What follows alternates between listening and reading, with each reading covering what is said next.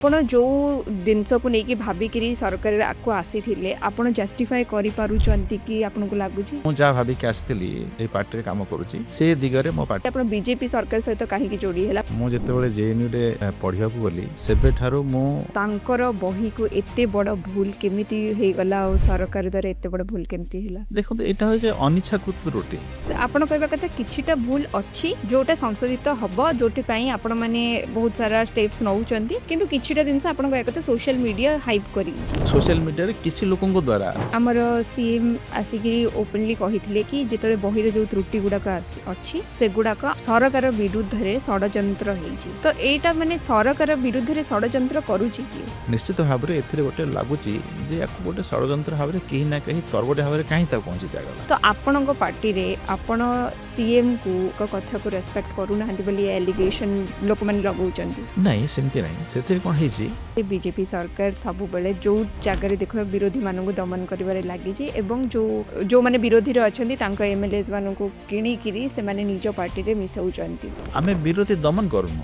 ଯିଏ କାହା ଇସାରାରେ ଏ ପାର୍ଟି ଚାଲିଛି ଏବଂ ଓଡ଼ିଶାରେ କାହା ଇସାରାରେ ସରକାର ଚାଲିଛି? ପାର୍ଟି କାହା ଇସାରାରେ କାହିଁ ଚାଲିବ? ପାର୍ଟିର ଟାଇମ୍ ଲାଇନଟାକୁ ବଢ଼େଇ ଚାଲିଛନ୍ତି କିନ୍ତୁ ଦେଶର କିଛି ବିକାଶ ହଉନି ବୋଲିକିରି ଏଇଟା ଲୋକମାନଙ୍କର ଆଲିଗେସନ୍ ଅଛି। ନାଇଁ ଲୋକମାନଙ୍କ ଆଲିଗେସନ୍ ନାହିଁ। ଏମ୍ପ୍ଲୟମେଣ୍ଟ ତ କମିଛି ସାର୍। ଏମ୍ପ୍ଲୟମେଣ୍ଟ କମିଟି ଯୋଉଟା କହୁଛନ୍ତି ସେଟା ଆପଣ ଯେଉଁ କହୁଛନ୍ତି ଯେ କିଛିଟା ଗ୍ରୁପ୍ସକୁ ନେଇକି କିଛି ପଲିଟିକାଲ ପାର୍ଟିକୁ ନେଇକରି ଯେଉଁ ଜିନିଷ ଆମ ଦେଶ ବିରୁଦ୍ଧରେ କରାଯାଉଛି ତ ଆପଣ କ'ଣ ସିଜେପି ପ୍ରୋଟେଷ୍ଟଟାକୁ ବି ସେଇ ନଜରରେ ଦେଖନ୍ତି? ଦେଖନ୍ତୁ ସିଜେପି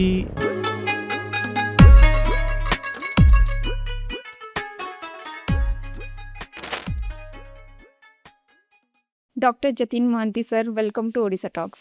ନମସ୍କାର। କେମିତି ଅଛନ୍ତି ସାର୍? ଭଲ।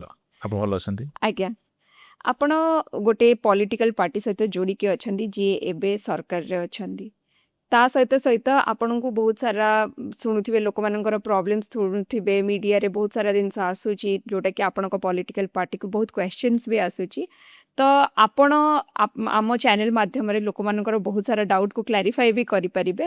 ସେଇଟାକୁ ଆମେ ପରେ ଆସିବା ପଲିଟିକାଲ ପାର୍ଟି ଉପରକୁ, ଆପଣଙ୍କର ସେଇଟା ପ୍ରଫେସନ୍ ବି ସେଇଟାକୁ ପରେ ଆସିବା। ଏବେ ଆପଣ ପର୍ସନାଲି କୁହନ୍ତୁ ଜେଏନ୍ୟୁରୁ ବାହାରିଥିବା ଜଣେ ଷ୍ଟୁଡେଣ୍ଟ ଯିଏକି ଆମେ ଜାଣିଛୁ ଜେଏନ୍ୟୁର ବହୁତ ଓପନ୍ ମାଇଣ୍ଡେଡ୍ ଥାଆନ୍ତି, ବହୁତ ଥଟ୍ ପ୍ରୋସେସ୍ ବହୁତ ମାନେ ବହୁତ ଅଲଗା ଥାଏ, ଲେଫ୍ଟିଷ୍ଟ ଟାଇପ୍ର ଥାଆନ୍ତି ବୋଲି ଲୋକମାନଙ୍କର ଧାରଣା। ସେ ଜାଗାରୁ ଆପଣ ଯେ ପାସ୍ ଆଉଟ୍ ହେଇକିରି ବି ଆପଣ ଏମିତି ଗୋଟେ ପାର୍ଟି ସହିତ ଯୋଡ଼ି ହେଇଛନ୍ତି ଯୋଉଟାର ଥଟ୍ ପ୍ରୋସେସ୍ ରାଇଟ୍ ବାଲା। ତ ମାନେ ସେଇଟା ଥଟ୍ ପ୍ରୋସେସ୍ ଆସିଲା କେମିତି ଯେ ଆପଣ ବିଜେପି ସରକାର ସହିତ କାହିଁକି ଯୋଡ଼ି ହେଲା? ବିଜେପି ସହିତ 2006ରୁ ଆପଣ ଯୋଡ଼ି ହେଇ ଅଛନ୍ତି କ'ଣ ପାଇଁ? ତା ପୂର୍ବରୁ ଯଦି ବି ମୁଁ ଆପଣଙ୍କୁ କହିବି, ମୁଁ ଯେତେବେଳେ ଜେଏନ୍ୟୁରେ ପଢ଼ିବାକୁ ଗଲି ସେବେଠାରୁ ମୁଁ ଅଖିଳ ଭାରତୀୟ ବିଦ୍ୟାର୍ଥୀ ପରିଷଦ ସହିତ ଜଡ଼ିତ ଅଛି ଏବଂ ଗୋଟେ ରାଷ୍ଟ୍ରୀୟ ଭାବନା, ଗୋଟେ ଦେଶପ୍ରେମର ଭାବନାରେ ସବୁବେଳେ ମୋ ଛାତ୍ର ଜୀବନରୁ ମୁଁ ଆନ୍ଦୋଳିତ ରହିଆସିଛି ଏବଂ ସେଥିରେ ମଧ୍ୟ ମୁଁ ଜଡ଼ିତ ରହିଛି। ଅଖିଳ ଭାରତୀୟ ବିଦ୍ୟାର୍ଥୀ ପରିଷଦରେ ମୁଁ ଯୋଗ ଦେଇକି 1996 ମସିହାରେ ଜବାହରଲାଲ ନେହେରୁ ବିଶ୍ୱବିଦ୍ୟାଳୟରେ ମୁଁ ଯେଉଁ ଛାତ୍ର ସଂଘ ନିର୍ବାଚନ ହେଲା ସେଥିରେ ମୁଁ ଜଏଣ୍ଟ ସେକ୍ରେଟାରୀ ଭାବରେ ନିର୍ବାଚିତ ହେଲି ଏବଂ ସେ ବର୍ଷ ଗୋଟେ ଐତିହାସିକ ବିଜୟ ଥିଲା। ଜେଏନ୍ୟୁର ଇତିହାସରେ ପ୍ରଥମ କରିକି ଯେଉଁ ବାମପନ୍ଥୀମାନଙ୍କର ବର୍ଚସ୍ୱକୁ ପ୍ରତିହତ କରିକି ଆମେ ସେ ବର୍ଷ ୟୁନିୟନରେ ମେଜରିଟି ଜିତିକି ଆସିଲୁ ଏବଂ ସେଥିରେ ମୁଁ ଜଏଣ୍ଟ ସେକ୍ରେଟାରୀ ଥିଲି ଏବଂ ତା ପରବର୍ତ୍ତୀ ବର୍ଷ 97 ମସିହାରେ ମୁଁ ଜେନେରାଲ ସେକ୍ରେଟାରୀ ହିସାବରେ ମଧ୍ୟ ବିଜୟ ହାସଲ କଲି, ଯଦିଓ କି ସେ ପ୍ୟାନେଲରେ ମୁଁ ଏକମାତ୍ର ବିଜେତା ଥିଲି ଏବିଭିପି ତରଫରୁ, କିନ୍ତୁ 97 ମସିହାରେ ମୁଁ ଆଉ ଥରେ ଜେନେରାଲ ସେକ୍ରେଟାରୀ ହେଲି। ତାପରେ ମୁଁ ପ୍ରେସିଡେଣ୍ଟ ଏବଂ ଅଖିଳ ଭାରତୀୟ ବିଦ୍ୟାର୍ଥୀ ପରିଷଦର କାର୍ଯ୍ୟକର୍ତ୍ତା ହିସାବରେ ଆମ ଛାତ୍ର ସଂଗଠନର ବିଭିନ୍ନ ଦାୟିତ୍ୱରେ ରାଷ୍ଟ୍ରୀୟ ସେକ୍ରେଟାରୀ ସମ୍ପାଦକ ପର୍ଯ୍ୟନ୍ତ ମଧ୍ୟ ମୁଁ ବିଭିନ୍ନ ଜାଗାରେ କାମ କରିଛି ଏବଂ ଦୀର୍ଘ 15 ବର୍ଷର ଯେଉଁ ମୋର ଛାତ୍ର ସକ୍ରିୟତା, ଛାତ୍ର ସଂଘର ଯେଉଁ ଅନୁଭୂତି, ତାପରେ ମୁଁ ଯେତେବେଳେ ଜେଏନ୍ୟୁରୁ ପାସ୍ ଆଉଟ୍ ହେଇକି ଆସିଲି ମୁଁ ବିଜେପିରେ ଜଏନ୍ କଲି ଏବଂ ବିଜେପିରେ ମୁଁ କାମ କରିବାକୁ ମନସ୍ଥ କରିକି ବିଜେପିରେ ମୁଁ କାମକୁ ଆରମ୍ଭ କଲି। ତେଣୁ ସେବେଠାରୁ କହିବାକୁ ଗଲେ ଯେ ବିଜେପିରେ ଆସିବାଟା ମୋର କୌଣସି ଗୋଟେ ଅକସ୍ମାତ ନୁହେଁ କିମ୍ବା କୌଣସି ଗୋଟେ ପ୍ରାୟ କହିଗଲେ ନୂତନ ଚିନ୍ତାଧାରା ନଥିଲା। ମୁଁ ସ୍ୱାଭାବିକ ଭାବରେ ମୁଁ ମୋର ପାର୍ଟି, ମୋ ଦେଶ ଏବଂ ମୋର ବିଚାରଧାରାକୁ ପସନ୍ଦ କରିକି ମୁଁ ଭାରତୀୟ ଜନତା ପାର୍ଟିରେ କାର୍ଯ୍ୟରତ ହେଲି ଏବଂ ମୁଁ 2006 ମସିହାରୁ ଲଗାତାର ଭାବରେ ଏ ପାର୍ଟିରେ କାମ କରୁଛି। ଆପଣ ପଲିଟିକାଲି ଏତେ ଇନକ୍ଲିନେସନ୍ କ'ଣ ପାଇଁ ଆସିଲା? ଅଲଗା ସାରା ବହୁତ ସାରା ପ୍ରୋଫେସନ୍ ଥିଲା। ଆପଣ ଆଗରୁ ବି ଜର୍ଣ୍ଣାଲିଜିମ୍ ବି କରିଛନ୍ତି। କିନ୍ତୁ ପଲିଟିକ୍ସକୁ ଆସିବା ଏଇଟା ଆପଣଙ୍କର ମାନେ ନିଜସ୍ୱ ଗୋଟେ ଡିସିସନ୍ ଥିଲା ନା ଆପଣ କୋଉଥିରୁ ଦେଖିକିରି ଇନଫ୍ଲୁଏନ୍ସ ହେଲେ? ଛାତ୍ର ଜୀବନରେ ଯେତେବେଳେ ମୁଁ ଛାତ୍ର ସଂଘରେ କାମ କରୁଥିଲି ବା ଆମର ଅଖିଳ ଭାରତୀୟ ବିଦ୍ୟାର୍ଥୀ ପରିଷଦ ପାଇଁ ABVP ପାଇଁ କାମ କରୁଥିଲି, ସେବେ କେବଳ ଗୋଟିଏ ମନ ଥିଲା ଯେ ମୁଁ ଛାତ୍ର ସଂଘର କାମ କରିବି ଏବଂ ଛାତ୍ର ସକ୍ରିୟତା ପାଇଁ ଆକ୍ଟିଭିଜମ୍ ପାଇଁ ମୁଁ ନିଜକୁ ପୁରା ସମର୍ପିତ କରିଦେଇଥିଲି। ମୁଁ ସେତେବେଳେ ଗୋଟେ ସେ ଛାତ୍ର ସଂଗଠନର ଫୁଲ୍ ଟାଇମ୍ ୱାର୍କର ହିସାବରେ ମଧ୍ୟ ଅନେକ ବର୍ଷ କାମ କରିଛି ଏବଂ ସେଠି କାମ କରୁ କରୁ ଧୀରେ ଧୀରେ ଯେତେବେଳେ ସ୍ୱାଭାବିକ ଜୀବନକୁ ଆସିବାକୁ ଭାବିଲି, ଯେତେବେଳେ ମୁଁ ଛାତ୍ର ସଂଗଠନରୁ ବାହାରିକି ମୋର ସାଧାରଣ ଜୀବନଯାପନ ଆରମ୍ଭ କଲି, ପାସ୍ ଆଉଟ୍ ହେଲା ପରେ JNUରୁ ମୁଁ PhD ସରିଲା ପରେ ଯେତେବେଳେ ବାହାରିକି ଆସିଲି, ସେତେବେଳେ ମୁଁ ଚିନ୍ତା କଲି ଯେ ମୁଁ ଅନେକ ଗୁଡ଼ିଏ ପ୍ରଫେସନରେ ସେତେବେଳେ ମଧ୍ୟ ନିଜକୁ ନିୟୋଜିତ କରିଥିଲି। ଯେମିତି ମୁଁ ଆପଣ ଯେମିତି କହିଲେ ଯେ ମୁଁ ସେତେ ସାମ୍ବାଦିକତା ମଧ୍ୟ କିଛି ବର୍ଷ କରିଛି, ଅଲ୍ ଇଣ୍ଡିଆ ରେଡ଼ିଓରେ କାମ କରିଛି, ଏଠି ଗୋଟେ ପ୍ରିଣ୍ଟ ଆଖବାରରେ ମଧ୍ୟ ପେପରରେ ମଧ୍ୟ କାମ କରିଛି, କିଛି ବର୍ଷ ପଢ଼େଇଛି ମଧ୍ୟ, ଟିଚିଂ ମଧ୍ୟ କରିଛି। କିନ୍ତୁ କୌଣସି ନା କୌଣସି ଭାବରେ ମୋର ମନଟା ସବୁବେଳେ ରହୁଥିଲା ଯେ ମୁଁ କିଭଳି ଭାବରେ ମୋର ସାମାଜିକ ଜୀବନର ଯେଉଁ ଅନୁଭୂତି ତାକୁ ନେଇକି ସମାଜ ସେବାରେ, ଲୋକଙ୍କ ସେବାରେ ଯଦି କିଛି ଲାଗିପାରିବି, ତାହେଲେ ମୋର ଏତେ ବର୍ଷର ଯେଉଁ ସକ୍ରିୟତା, ଯେଉଁ ଅନୁଭୂତି, ଯେଉଁ ମୋର ସମ୍ବେଦନଶୀଳତା ମୋ ମନରେ ଯାହା ବି ଅଛି, ରାଜନୀତିରେ ପରିବର୍ତ୍ତନ ପାଇଁ ଯାହା ବି ଅଛି, ତାକୁ ମୁଁ ପ୍ରକୃତରେ ପ୍ରମାଣିତ କରିପାରିବି। ସେଥିପାଇଁ ମୁଁ ଲୋକସେବା ଏବଂ ଦେଶ ସେବା ପାଇଁ ଗୋଟେ ମନରେ ବ୍ରତ ରଖିକି ମୁଁ ଭାରତୀୟ ଜନତା ପାର୍ଟିରେ ମୋ କାମ ଆରମ୍ଭ କଲି। ସେବେଠାରୁ ଆଉ ମୁଁ କେବେ ପଛକୁ ବୁଲିକି ଚାହିଁନି। ଏତେ ବର୍ଷ ଭିତରେ 2006ରେ ଆପଣ ବିଜେପିକୁ ଜଏନ୍ କରିଥିଲେ। ସରକାର ତ ଏବେ ଗଢ଼ିଲା ଆପଣମାନଙ୍କର ଓଡ଼ିଶାରେ ଦେଖିବାକୁ ଗଲେ। ତ ମାନେ ଆପଣ ଯେଉଁ ଜିନିଷକୁ ନେଇକି ଭାବିକିରି ସରକାରକୁ ଆସିଥିଲେ, ଆପଣ ଜଷ୍ଟିଫାଏ କରିପାରୁଛନ୍ତି କି ଆପଣଙ୍କୁ ଲାଗୁଛି? ଦେଖନ୍ତୁ, ରାଜନୀତିରେ ସବୁଦିନ ସକାଳୁ ଉଠିକି ଯଦି ମୁଁ ଆସେସମେଣ୍ଟ ଆରମ୍ଭ କରିବି, ତାହେଲେ ଲମ୍ବା ସମୟ କାମ କରିବାଟା ସମ୍ଭବ ନୁହେଁ।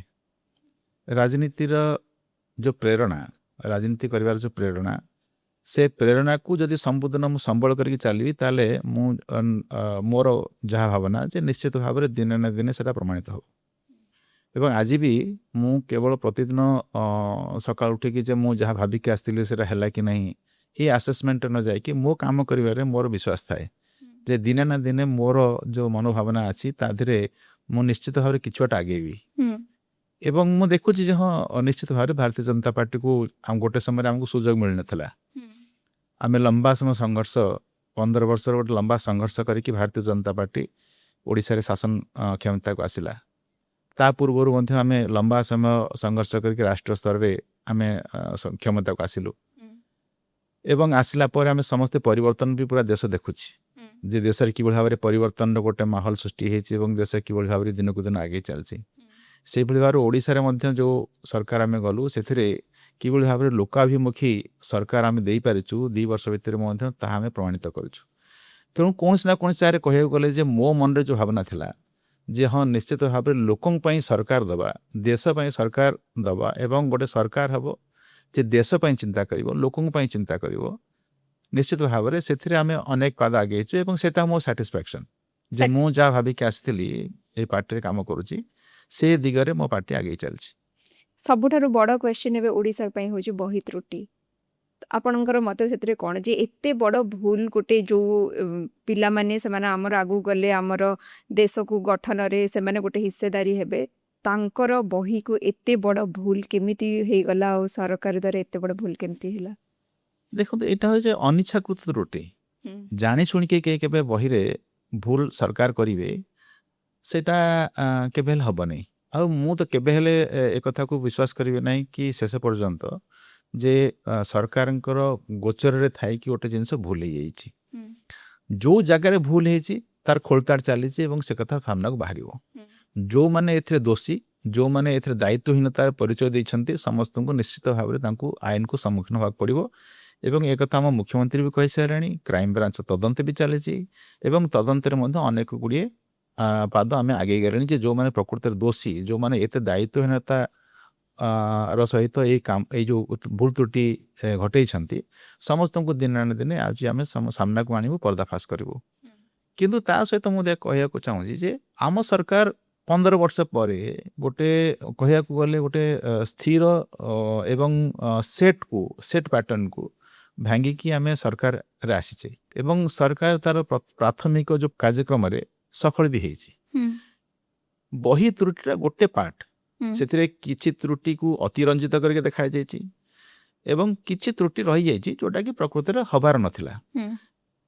କିନ୍ତୁ ବେଳେ ବେଳେ କ'ଣ ହେଇଛି, ମିଡ଼ିଆରେ ତାକୁ ଏତେ ଭାବରେ ବା କିଛି ଲୋକ ଜାଣି ଶୁଣିକି ତାକୁ ସାମାଜିକ ଗଣମାଧ୍ୟମରେ ଏତେ ବଡ଼ କରିକି ଦେଖେଇଛନ୍ତି ସତେ ଯେମିତି ସେମାନେ ବହୁତ କିଛି ଗୋଟେ ଯୋଉ ବ୍ରହ୍ମଚଣ୍ଡାଳ ଦୋଷ ହେଇଯାଇଛି।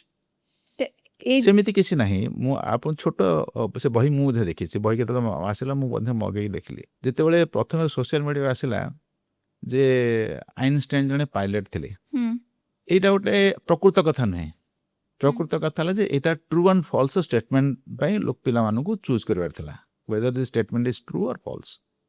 ଏ କଥାକୁ ଗଣମାଧ୍ୟମ ସାମାଜିକ ଗଣମାଧ୍ୟମରେ ଏମିତି ପ୍ରଚାର କରାଗଲା ବିରୋଧୀମାନଙ୍କ ଦ୍ୱାରା, ଯେଉଁମାନେ ଆମର ବିରୋଧ ଆମକୁ କ୍ଷମତାରେ ଦେଖିବାକୁ ଚାହୁଁନାହାନ୍ତି, ସେମାନେ ସତେ ଏମିତି କଲେ ଯେ ସତେ ଯେମିତି ମାନେ ଆମେ କହିଦେଉଛୁ ଯେ ଏଇଟା ହେଉଛି ଆମ ଷ୍ଟେଟମେଣ୍ଟ ବା ବହିରେ ଲେଖା ହେଇଛି ଯେ ଆଇନଷ୍ଟାଇନ ଗୋଟେ ପାଇଲଟ ଥିଲେ ବୋଲି। ତେଣୁ ଏଇଭଳି ଭାବରେ କିଛି କିଛି ତ୍ରୁଟି, ଯେମିତି ସେ ଗୋଟେ ଆପଣଙ୍କୁ ଗୋଟେ ଆଉ ଗୋଟେ ଉଦାହରଣ ଦେଉଛି, ନିମୁଡ଼ାକୁ ନେଇକି ଗୋଟେ ଗୀତକୁ ନେଇକି ଗୋଟେ ବଡ଼ କଣ୍ଟ୍ରୋଭର୍ସି ତିଆରି ହେଲା। ଆପଣ ଏବେ ବି ଦେଖନ୍ତୁ, ଦର୍ଶକମାନେ ବି ଯେଉଁମାନେ ଶୁଣିବେ ସେମାନେ ବି ନିଜେ ବି ତାକୁ ଗୁଗଲ କରିକି ଦେଖନ୍ତୁ, ନିମୁଡ଼ା ଗୀତର ସୃଷ୍ଟି ଉତ୍ପତ୍ତିଟା କେମିତି, ତାର ମାନେ କ'ଣ, ତାର ଅର୍ଥଟା କ'ଣ, ଏବଂ ସେ ଯେଉଁ ନିମୁଡ଼ା ଗୀତଟା ପ୍ରକୃତରେ ଏଇ ଯେଉଁ କରିକୁଲମକୁ ଆସିଲା କେମିତି, କାହିଁକି ଅଣାଗଲା, ଏ କଥାକୁ କେହି ତର୍ଜମା ନ କରିକି ଏଇଟା ଯେହେତୁ ତାର ଗୋଟେ ସିନେମା ବ୍ୟାକଗ୍ରାଉଣ୍ଡ ଅଛି, ତେଣୁ ସମସ୍ତେ ଭାବିଲେ ଯେ ଏଇଟା ଗୋଟେ ସିନେମା ଗୀତକୁ ଆଣିକି ଏଠି ରଖି ଦିଆଗଲା। କିନ୍ତୁ ପ୍ରକୃତରେ ଦେଖିବାକୁ ଗଲେ ନିମୁଡ଼ା ଯେଉଁ ଗୀତଟି ହେଉଛି ରାଜସ୍ଥାନର ଗୋଟିଏ ଲୋକଗୀତ। ଆଜିକୁ ନୁହଁ, ସେ 50, 60, 100 ବର୍ଷ ହେଲାଣି ସେ ଗୀତ ସେଠି ସାଧାରଣ ଲୋକମାନେ ସେଠି ଗାଆନ୍ତି। ଇଟ୍ସ ଏ ଫୋକ୍ ସଙ୍ଗ ଏବଂ ତାର ଅର୍ଥ ବି ଯାହା ଅଛି ସେ ବହୁତ କହିବାକୁ ଗଲେ ବହୁତ ସାମାଜିକ ମୂଳ ଥିବା ଗୁରୁତ୍ୱ ଥିବା ଗୋଟେ ଗୀତ। ସେଟା ଗୋଟେ ସଦା ବିବାହିତ ଦମ୍ପତିର ତାର ସ୍ତ୍ରୀ ତାକୁ କହୁଛି ଯେ ମୋ ପାଇଁ ଯଦି କିଛି ଗିଫ୍ଟ ଆଣିବ ତାହେଲେ go and get some green lemons, green ବା ସବୁଜ ରଙ୍ଗର ଲେମ୍ବୁ ଆଣିବ, କାହିଁକିନା ରାଜସ୍ଥାନରେ ମରୁଭୂମିରେ ସେଠି ଲେମ୍ବୁ ଗଛ ନର୍ମାଲି ମିଳେନି। ତ ଇଟ୍ସ ଏ ଭେରି ପ୍ରାଇସ୍ଡ ଭାଲ୍ୟୁଏବୁଲ୍ ପ୍ରାଇସ୍ଡ ଜିନିଷ। ଆମେ ଯେମିତି ଲେମ୍ବୁଟାକୁ ଆମେ ଗାଡ଼ିରେ ବାନ୍ଧୁ ବା ଅଶୁଭ କରିବା ମାନୁ, ସେମିତି ଲେମ୍ବୁ ସେଠି ଗୋଟେ ବହୁତ ପ୍ରାଇସ୍ଡ ଜିନିଷ। ଏ କଥାକୁ ଏବଂ ଏଇ ଗୀତଟା ଆସିଲା ଏଥିପାଇଁ ଯେ ସଙ୍ଗୀତ କି ଦୁନିଆ ଯେଉଁ ନୂଆ କରିକୁଲମ ଫ୍ରେମୱାର୍କ ହେଇଛି ବା ଏନ୍ଇପିରେ, ସେଥିରେ ସଙ୍ଗୀତ କି ଦୁନିଆ ଗୋଟେ ବହି ଅଛି ସେ କୋର୍ସରେ, ଯେ ବିଭିନ୍ନ ଲୋକଗୀତ, ବିଭିନ୍ନ ଆମର ପ୍ରାନ୍ତ ଯେଉଁ ଅଛି ପ୍ରଦେଶ ଅଛି, ତାଙ୍କର ବିଭିନ୍ନ ଗୀତକୁ ନେଇକି ଆମର ଗୋଟେ ପରିଚୟ, ସାଧାରଣ ଛାତ୍ରମାନଙ୍କୁ ପରିଚୟ ଦେବା। ୟାକୁ ନେଇକି ଏତେ ବଡ଼ କଣ୍ଟ୍ରୋଭର୍ସି ତିଆରି କରାଗଲା। ପ୍ରକୃତିରେ ସେ ସିନେମା ଗୀତରେ ଆସିଲା ଏବଂ ତାକୁ ଯିଏ ଗାଇଛନ୍ତି, ତାକୁ ଯେଉଁ ଟୋନ୍ରେ ଗାଇଛନ୍ତି ତାହା କିଛି ଲୋକଙ୍କର ମାନସରେ ଅଲଗା ପ୍ରକାର କିଛି ଚିତ୍ର ଆଙ୍କୁଥାଇପାରେ, କିନ୍ତୁ ପ୍ରକୃତ ସେ ଗୀତଟା ହେଉଛି ଲୋକଗୀତ, ରାଜସ୍ଥାନର ଲୋକଗୀତ, ପପୁଲାର ଲୋକଗୀତ ଏବଂ ତାର ମିନିଂଟା ମଧ୍ୟ ବହୁତ ଡିପ୍ ରୁଟେଡ୍। ସେଠିକାର ସମାଜ ବ୍ୟବସ୍ଥା ସହିତ ତାହା ବହୁତ ସମ୍ପର୍କ ରହିଛି। ଏ କଥାକୁ କେହି ବୁଝେଇକି ଚେଷ୍ଟା କଲେନି। ତେଣୁ ବହିର ସତେ ଯେମିତି ଗୋଟେ ବହୁତ ବଡ଼ ଗୁରୁଚଣ୍ଡାଳ ଦୋଷ ହେଇଗଲା ଏବଂ ସତେ ଯେମିତି ଏତେ ବଡ଼ ଭୁଲ ହେଇଗଲା ଯେ ପୁରା ଜେନେରେସନଟା ଯେମିତି ଆଫେକ୍ଟେଡ ହେଇଯିବ, ୟାକୁ ବହୁତ ଅତିରଞ୍ଜିତ କରି ଦେଖାଗଲା। ମୁଁ କହିବା କଥା, ଆପଣ କହିବା କଥା କିଛିଟା ଭୁଲ ଅଛି ଯୋଉଟା ସଂଶୋଧିତ ହବ, ଯୋଉଥିପାଇଁ ଆପଣ ମାନେ ବହୁତ ସାରା ଷ୍ଟେପ୍ସ ନେଉଛନ୍ତି, କିନ୍ତୁ କିଛିଟା ଜିନିଷ ଆପଣ କହିବା କଥା ସୋସିଆଲ ମିଡ଼ିଆ ହାଇପ୍ କରିଛି। ସୋସିଆଲ ମିଡ଼ିଆରେ କିଛି ଲୋକଙ୍କ ଦ୍ୱାରା, ଅସହିଷ୍ଣୁ ଲୋକଙ୍କ ଦ୍ୱାରା ତାକୁ ଏମିତି ଚିତ୍ରିତ କରାଗଲା ଯେ ସତେ ଯେମିତି ମାନେ ସରକାର ଜାଣି ଶୁଣିକି ଗୋଟେ ବିରାଟ ବଡ଼ ଭୁଲ କରିଦେଇଛନ୍ତି। ଏଥିରେ ପୁରା ଜେନେରେସନଟା ଯେମିତି ସତେ ଯେମିତି ଗୋଟେ ଦିଗ୍ଭ୍ରାନ୍ତ ହେଇଯିବ। ତ ଆପଣ ଏଜୁକେସନ ସିଷ୍ଟମରେ କିଛି ନୂଆ ଆଣିବାକୁ ଚାହୁଁଥିଲେ, ଯୋଉଥିପାଇଁ ଯେଉଁ ପୁରୁଣା ଏଜୁକେସନ ସିଷ୍ଟମରେ ଯେଉଁ ବହି ଗୁଡ଼ାକ ଥିଲା, ଯାହା ସବୁ କୋର୍ସ ଥିଲା, ଯାହା ସବୁ ସିଲାବସ୍ ଥିଲା, ତାକୁ ଚେଞ୍ଜ କରିକି ନୂଆ ମାଇଣ୍ଡସେଟ୍ ହିସାବରେ ଆଣିବାକୁ ହିଁ ଚାହୁଁଥିଲେ। ସେଥିରେ ତ୍ରୁଟି ହେଇଯାଇଛି କିଛି। ଆମେ ଏନ୍ଇପି ଲାଗୁ କଲା ପରେ ନ୍ୟାସନାଲ କରିକୁଲମ ଫ୍ରେମୱାର୍କ ଯାହା ଆମେ ତିଆରି ହେଲା, ବା ଯେଉଁଥିରେ କି ଆମର ଏନସିଆରଟି ପ୍ୟାଟର୍ନରେ ଆମକୁ ଗୋଟେ ତିଆରି କରାଗଲା ଯେ ପିଲାମାନଙ୍କୁ ଆମେ ଏଇ ଜିନିଷ ପଢ଼େଇବା। ଗଲା ବର୍ଷ ଏନ୍ଇପି ଲାଗୁ କଲୁ, ତାହେଲେ ଏ ବର୍ଷ ନୂଆ ବହି ଆସିବା କଥା। ତେଣୁ ନୂଆ ବହି ଯେତେବେଳେ ତିଆରି କରାଗଲା, ସେଥିରେ ବିଭିନ୍ନ ଲେଖକମାନଙ୍କୁ ନେଇକି, ଲେଖକ ମଣ୍ଡଳୀମାନଙ୍କୁ ନେଇକି ଏବଂ ତାଙ୍କର ଉପଦେଷ୍ଟା ମଣ୍ଡଳୀମାନଙ୍କୁ ନେଇକି ନୂଆ ବହି ଲେଖାଗଲା। ଏବଂ ବହି ଲେଖାଗଲା ପରେ ସେ ବହିକୁ ଯେତେବେଳେ ଛପା ହେଇଗଲା, ଛପା ହେଇକି ପ୍ରଥମ କରି ସେ ମାର୍କେଟକୁ ଆସିଲା। ଏଥିରେ ପ୍ରୋସେସରେ ଭୁଲ ରହିଥାଇପାରେ, ଏଥିରେ ମୁଁ ମନା କରୁନି, କିନ୍ତୁ ଏମିତି ଭୁଲ ହେଇନି ଯେ ସତେ ଯେମିତି ଗୋଟେ ପୁରା ପିଢ଼ି ତା ଦେହରେ ପ୍ରଭାବିତ ହେଇକି ଏବଂ ଦିଗଭ୍ରାନ୍ତ ହେଇଯିବ ବା ଦିଗଭ୍ରଷ୍ଟ ହେଇଯିବ, ସେମିତି ନାହିଁ ଯେମିତି ଦେଖାଇ ଦିଆଗଲା। କଥା ହେଉଛି ସେଥିରେ ଭୁଲ ଯାହା ବି ଅଛି ତାକୁ ଆମେ କରେକ୍ସନ୍ କରିବା ପାଇଁ ଚେଷ୍ଟା କରୁଛୁ ଏବେ ବି, ଏବଂ ଅତି ଶୀଘ୍ର ନୂଆ ବହି ଯୋଗାଇ ଦିଆଯିବ। ଯେଉଁମାନେ ଭୁଲ ପାଇଁ ଦାୟୀ ସେମାନଙ୍କୁ ମଧ୍ୟ ଦାୟୀ କରାଯିବ ଏବଂ ତାଙ୍କୁ ମଧ୍ୟ ସେମାନଙ୍କୁ ଆମ ଆଇନର ପରିଧିରେ ତାଙ୍କୁ ଯାହା ଦଣ୍ଡ ଶାସ୍ତି ମିଳିବା କଥା ମିଳିବ। ଏ ଯେମିତି ଭୁଲ ହେବନି ସେ କଥାକୁ ମଧ୍ୟ ଆମେ ସୁନିଶ୍ଚିତ କରିବୁ। ଏ କଥା ଆମେ କରୁଛୁ ଏବଂ ଆଗାମୀ ଦିନରେ ଆମେ ଯେଉଁ ନୂଆ ଏଜୁକେସନ୍ ପଲିସି, ନୂଆ ଶିକ୍ଷାନୀତିରେ ଯାହା ଭଲ ଜିନିଷ ଅଛି ତାକୁ ନେଇକି ଓଡ଼ିଶାର ଶିକ୍ଷା ବ୍ୟବସ୍ଥା ପୁନର୍ଗଠିତ ହେବ, ଏଇଟା ଆମର ଗ୍ୟାରେଣ୍ଟି। ଆମର ସିଏମ୍ ଆସିକି ଓପନଲି କହିଥିଲେ କି ଯେତେବେଳେ ବହିର ଯେଉଁ ତ୍ରୁଟି ଗୁଡ଼ାକ ଅଛି ସେଗୁଡ଼ାକ ସରକାର ବିରୁଦ୍ଧରେ ଷଡ଼ଯନ୍ତ୍ର ହେଇଛି। ତ ଏଇଟା ମାନେ ସରକାର ବିରୁଦ୍ଧରେ ଷଡ଼ଯନ୍ତ୍ର କରୁଛି କିଏ? ଦେଖନ୍ତୁ, ଯେତେବେଳେ ବହି ପ୍ରୋସେସକୁ ତିଆରି କରିବା ଏବଂ ବହି ଛାପିବା ଏ ଗୋଟେ ପ୍ରୋସେସ୍ ଯେଉଁଥିରେ କି ସରକାରୀ ତନ୍ତ୍ରର ଗୋଟେ ବଡ଼ ଇନଭଲଭମେଣ୍ଟ ଅଛି। ବହି ଲେଖକ ଯିଏ ଲେଖିଲେ, ବହି ଛାପିବା ପାଇଁ ଗଲା ଏବଂ ଛାପିକି ଆସିଲା ପରେ ତାକୁ ଆଉଥରେ ମାର୍କେଟ ବା ଆମର ଯେତେବେଳେ ଆମ ଛାତ୍ରମାନଙ୍କୁ ପହଞ୍ଚେଇବା ତା ପୂର୍ବରୁ ସେଇଟା ଆଉଥରେ ରିଭ୍ୟୁ ହେଇକି ପ୍ରପରଲି ପ୍ରୁଫ୍ ରେଡ୍ ହେଇକି ପ୍ରିଭ୍ୟୁ ହେଇକି ଯିବା କଥା। କିନ୍ତୁ ସେତକ ନ କରିକି ତାଙ୍କୁ ତରବରିଆ ଭାବେ କାହିଁକି ପହଞ୍ଚାଇ ଦିଆଗଲା, ଏ କଥାକୁ ଯେତେବେଳେ ଆମେ ତର୍ଜମା କରିବାକୁ ଚେଷ୍ଟା କଲୁ ସେତେବେଳେ ନିଶ୍ଚିତ ଭାବରେ ଏଥିରେ ଗୋଟେ ଲାଗୁଛି ଯେ ୟାକୁ ଗୋଟେ ଷଡ଼ଯନ୍ତ୍ର ଭାବରେ କେହି ନା କେହି ତରବରିଆ ଭାବରେ କାହିଁକି ତାକୁ ପହଞ୍ଚି ଦିଆଗଲା। ତାକୁ ବିଭିନ୍ନ ସ୍ତରରେ ତାର ଯେଉଁ ପରୀକ୍ଷା ନିରୀକ୍ଷା ହେବା କଥା ତାକୁ ବାରମ୍ବାର ସଂଶୋଧନ କରିବା କଥା, ସେ କଥାକୁ ନ କରିକି ତାକୁ ତରବରିଆ ଭାବରେ କାହାକୁ କନଫିଡେନ୍ସକୁ ନ ନେଇକି ତାକୁ ହଠାତ୍ ସ୍କୁଲକୁ ବା ଛାତ୍ରମାନଙ୍କୁ ପହଞ୍ଚି ଦିଆଗଲା। ଯଦି ତା ଆଗରୁ ତାର ପରୀକ୍ଷା ନିରୀକ୍ଷା ହେଇଥାନ୍ତା, ତାର ସଂଶୋଧନ ହେଇଥାନ୍ତା, ତାହେଲେ ଏତେ ବଡ଼ ବା କଣ୍ଟ୍ରୋଭର୍ସି ଯେଉଁଟା ସେ କଣ୍ଟ୍ରୋଭର୍ସି ମାର୍କେଟକୁ ଆସିନଥାନ୍ତା ବା ସାମ୍ନାକୁ ଆସିନଥାନ୍ତା ଏବଂ ସେଥିରେ ଆମେ ମଧ୍ୟ ନିର୍ଭୁଲ ଭାବରେ ବହି ଗୁଡ଼ିକୁ ତିଆରି କରିକି ଆଉଥରେ ଛାତ୍ରମାନଙ୍କ ପାଖରେ ପହଞ୍ଚେଇ ପାରିଥାନ୍ତୁ। ଥରେ ଆମର ମୋହନ ମାଝୀ ଆସିକି କହିଲେ କି ଆମେ ବହିତକ ପୁଣି ଥରେ ସବୁତକ ନେଇ ଆସିବୁ, ପୁଣି ଆପଣଙ୍କ ପାର୍ଟିରୁ ହିଁ ଆସି କହିଲେ କି ବହି ପୁଣି ଥରେ ଆଣି ହେବ ନାହିଁ, ରିଟର୍ନ ସବୁ ପିଲାଙ୍କ ହେଇପାରିବନି, ଆମର ସେମିତି କରିବାକୁ ଗଲେ ଆମେ ଇକୋନୋମିକାଲି ବହୁତ ସାରା ଏଫେକ୍ଟ ହେବ କହିକି। ତ ଆପଣଙ୍କ ପାର୍ଟିରେ ଆପଣ ସିଏମ୍କୁ ମାନେ ଯେତେବେଳେ ଆପଣଙ୍କ ପାର୍ଟିରେ ଯେତେବେଳେ ବନେଇଛନ୍ତି ତ ତାଙ୍କ କଥାକୁ ରେସ୍ପେକ୍ଟ କରୁନାହାନ୍ତି ବୋଲି ଆଲିଗେସନ୍ ଲୋକମାନେ ଲଗାଉଛନ୍ତି। ନାଇଁ, ସେମିତି ନାହିଁ। ସେଥିରେ କ'ଣ ହେଇଛି ନା, ଯେତେବେଳେ ମୁଖ୍ୟମନ୍ତ୍ରୀଙ୍କ କାନକୁ ଏ କଥା ଗଲା ଏବଂ ମୁଖ୍ୟମନ୍ତ୍ରୀ ତାର ସମ୍ପୂର୍ଣ୍ଣ ବିବରଣୀ ନେଲେ, ରିପୋର୍ଟ ନେଲେ, ସେଥିରେ କୁହାଗଲା ଯେ ବହିରେ କିଏ କହିଲା 1600 ଭୁଲ ଅଛି, କିଏ କହିଲା 2200 ଭୁଲ ଅଛି। ସଂଖ୍ୟା କେଉଁଠୁ ଆସିଲା ମୁଁ ଜାଣିନି, କିଏ ତାକୁ ଗଣିଲା ବସିକି ଭୁଲ, କେଉଁ ବହିରେ କେତେଟା ଭୁଲ ହେଲା, ତାର ବିବରଣୀ ବିଭିନ୍ନ ଭାବରେ ସୋସିଆଲ ମିଡ଼ିଆରେ ବୁଲିଲା। ସୋସିଆଲ ମିଡ଼ିଆରେ କିଛି ଦାୟିତ୍ୱହୀନ ଲୋକମାନଙ୍କର ମଧ୍ୟ ତାକୁ ବଢ଼େଇ ଚଢ଼େଇକି ତାକୁ ଭାଇରାଲ କରିକି ମନ୍ତବ୍ୟ ଦେଲେ ଯେ ଏତେ ଗୁଡ଼ା ଭୁଲ ଅଛି, ଯଦି ବହି ଗୁଡ଼ାକ ତାହେଲେ ବହି ଗୁଡ଼ାକ କ'ଣ ହେବ ତାର। ଏବଂ ତାର ଗୋଟେ ଯେତେବେଳେ ସମାଧାନର ରାସ୍ତା ଖୋଜାଗଲା, ପ୍ରଥମ ସମାଧାନ ଆସିଲା ଯେ ଆମେ କିଛି ଭ୍ରମ ସଂଶୋଧନର କରାଇଜନ କରିକି ତାକୁ ଆମେ ତାର ବହି ତିଆରି କରି ବୁକଲେଟ୍ ତିଆରି କରିକି ଆମେ ପହଞ୍ଚେଇବୁ, ଏରାଟା ତାକୁ କହୁଛନ୍ତି, ଏରାଟା କରି ତାକୁ ଆମେ ଛାତ୍ରମାନଙ୍କୁ ପହଞ୍ଚେଇବୁ ଏବଂ ସେଇଟା ପଢ଼ିଲା ବେଳେ ତାକୁ ପହଞ୍ଚିବେ। ସେତେବେଳକୁ କିଛି ବହି ଆମେ ସ୍କୁଲମାନଙ୍କୁ ଦେଇ ସାରିଲୁଣି। ବା ମୁଁ କହିଲି ଯେତେ ସ୍କୁଲକୁ ବହି ଦେବା ପୂର୍ବରୁ ଯେଉଁ ସାବଧାନୀ ବା ସତର୍କତା ରଖିବା କଥା ଥିଲା ସେଇଟା କୌଣସି ନା କୌଣସି ଭାବରେ ସରକାରୀ ତନ୍ତ୍ରରେ ସେଇଟା ଭୁଲ ହେଇଛି। ସେମାନେ ବହି ପ୍ରିଣ୍ଟ ହେଇକି ଆସିଲା ପରେ ତାର ଫାଇନାଲ ପ୍ରୁଫ୍ ରିଡ୍ ହେବା କଥା, ଫାଇନାଲ ପ୍ରୁଫ୍ ରିଡ୍ ନ କରିକି ତାକୁ ପଠାଇ ଦିଆଯାଇଛି, କିମ୍ବା ଯେଉଁମାନେ ଫାଇନାଲ ପ୍ରୁଫ୍ ରିଡ୍ କରିଛନ୍ତି ସେମାନେ ଅତି ଦାୟିତ୍ୱହୀନତାର ପରିଚୟ ଦେଇକି ତାକୁ ଜାଣିଲା ପରେ ବି ତାକୁ ଛାଡ଼ି ଦେଇଛନ୍ତି। ତ ଏସବୁ ଜାଗାରେ କିଛି ନା କିଛି ଭୁଲ ତ୍ରୁଟି ହେଇଛି, ଏ କଥାକୁ ଆମେ ଅସ୍ୱୀକାର କରୁନୁ।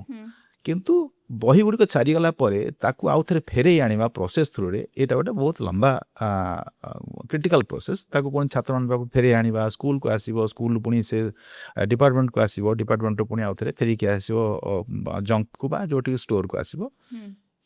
ତେଣୁ ଆମେ ତାକୁ ପ୍ରଥମ ସ୍ତରରେ କହିଦେଲୁ ଯେ ଆମେ ତାକୁ କିଛି ସଂଶୋଧନ କରିକି ପଠାଇବା, କିନ୍ତୁ ତା ବି ସମ୍ଭବ ହେଇପାରିଲାନି। ହଠାତ୍ ଗୁଡ଼େ ସଂଶୋଧନ କରିକି ତାକୁ ଦେବା ଏବଂ ତଳ ସ୍ତରରେ ତାକୁ ପଢ଼େଇଲା ବେଳେ ତାକୁ ମ୍ୟାଚ୍ କରିକି ପଢ଼େଇବା, ଏସବୁ ଜିନିଷକୁ ଆଖି ଆଗରେ ରଖିକି ଆଉଥରେ କରାଗଲା ଯେ ନିର୍ଭୁଲ ଭାବରେ ଆଉଥରେ ବହି ଛାପିକି ଆମେ ଛାତ୍ରମାନଙ୍କୁ ପହଞ୍ଚେଇବୁ। ଏବଂ ସେ ପ୍ରୋସେସ୍ ମଧ୍ୟ ଖୁବ୍ ଶୀଘ୍ର ଆରମ୍ଭ ହେଇଗଲା। ମୁଖ୍ୟମନ୍ତ୍ରୀ ଏଥିରେ ସରକାର ପାର୍ଟିର କିଛି ବିରୋଧ ନଥିଲା, କେବଳ ଯେ ମୁଖ୍ୟମନ୍ତ୍ରୀ ଘୋଷଣା କଲା ପରେ ହୁଏତ କେହି କହିଥିବେ ଯେ ଏଇଟା ହଁ ଆସିପାରିବନି ବୋଲି, କିନ୍ତୁ ଫାଇନାଲି ମୁଖ୍ୟମନ୍ତ୍ରୀ ଯାହା କହିଲେ ସେଇଟା ହିଁ ପାର୍ଟିର ଷ୍ଟାଣ୍ଡ। ଏବଂ ମୁଖ୍ୟମନ୍ତ୍ରୀଙ୍କ କହିଲା ପରେ ସେ ହିଁ ହେଲା ଯେ ଆମେ ସେ ବହି ଗୁଡ଼ିକୁ ବାଦ ଦେଇକି ନୂଆ ବହି ଆମେ ଛପେଇକି ଛାତ୍ରମାନଙ୍କୁ ଏତେ ପହଞ୍ଚେଇବୁ। ସବୁ ଜିନିଷ ଯୋଉ ହେଲା ସେଥିରେ ଏଇଟା କି ଆପଣଙ୍କର ଅଭିଜ୍ଞତାର ଅଭାବ ଯୋଗୁଁ ଏସବୁ ହେଇଛି ଯେ ଆପଣମାନେ ବହୁତ ଟାଇମ୍ ହେଇଗଲାଣି ବିରୋଧୀ ଦଳରେ ବସୁଥିଲେ, ଏବେ ପ୍ରଥମ ଥର କହିବାକୁ ଗଲେ ବହୁତ ବର୍ଷ ପରେ ଦେଖିଲେ ଗୋଟେ ଡେକେଡ୍ ମାନେ ଏତେ ସାରା ଦୁଇଟା ଡେକେଡ୍ ପରେ ଆପଣମାନେ ଆସିଛନ୍ତି, ତ ସେଇ ଯୋଉ ଅଭିଜ୍ଞତାଟାର ଲ୍ୟାକ୍ ଅଫ୍ ଅଭିଜ୍ଞତା ଯୋଗୁଁ ଆପଣଙ୍କ ଦ୍ୱାରା ଏସବୁ ଭୁଲ ହେଇଯାଉଛି। ମୁଁ ସେଟାକୁ ଅସ୍ୱୀକାର କରୁନାହିଁ। ମୁଁ 25 ବର୍ଷ ଧରିକି ଗୋଟେ ସରକାର ନିରବଚ୍ଛିନ୍ନ ଭାବରେ ଗୋଟେ କହିବାକୁ ଗଲେ ତାଙ୍କର ବର୍ଚସ୍ୱର ସହିତ ସେମାନେ ଏଠି ଶାସନ କରୁଥିଲେ। ସେଥିରେ 9 ବର୍ଷ ଆମେ ମଧ୍ୟ ତାଙ୍କ ସହିତ ଆଲାଏନ୍ସରେ ଥିଲୁ, କିନ୍ତୁ ସରକାର ତାଙ୍କର ଥିଲା, ମୁଖ୍ୟମନ୍ତ୍ରୀ ତାଙ୍କର ଥିଲେ, ସରକାର ତାଙ୍କର ଥିଲା, ପାର୍ଟି ସେମାନେ ବଡ଼ ଥିଲେ, ତାଙ୍କ ନାଁରେ ସରକାର ଚାଲୁଥିଲା, ଆମେ ସେଥିରେ ଜୁନିୟର ପାର୍ଟନର ଥିଲୁ।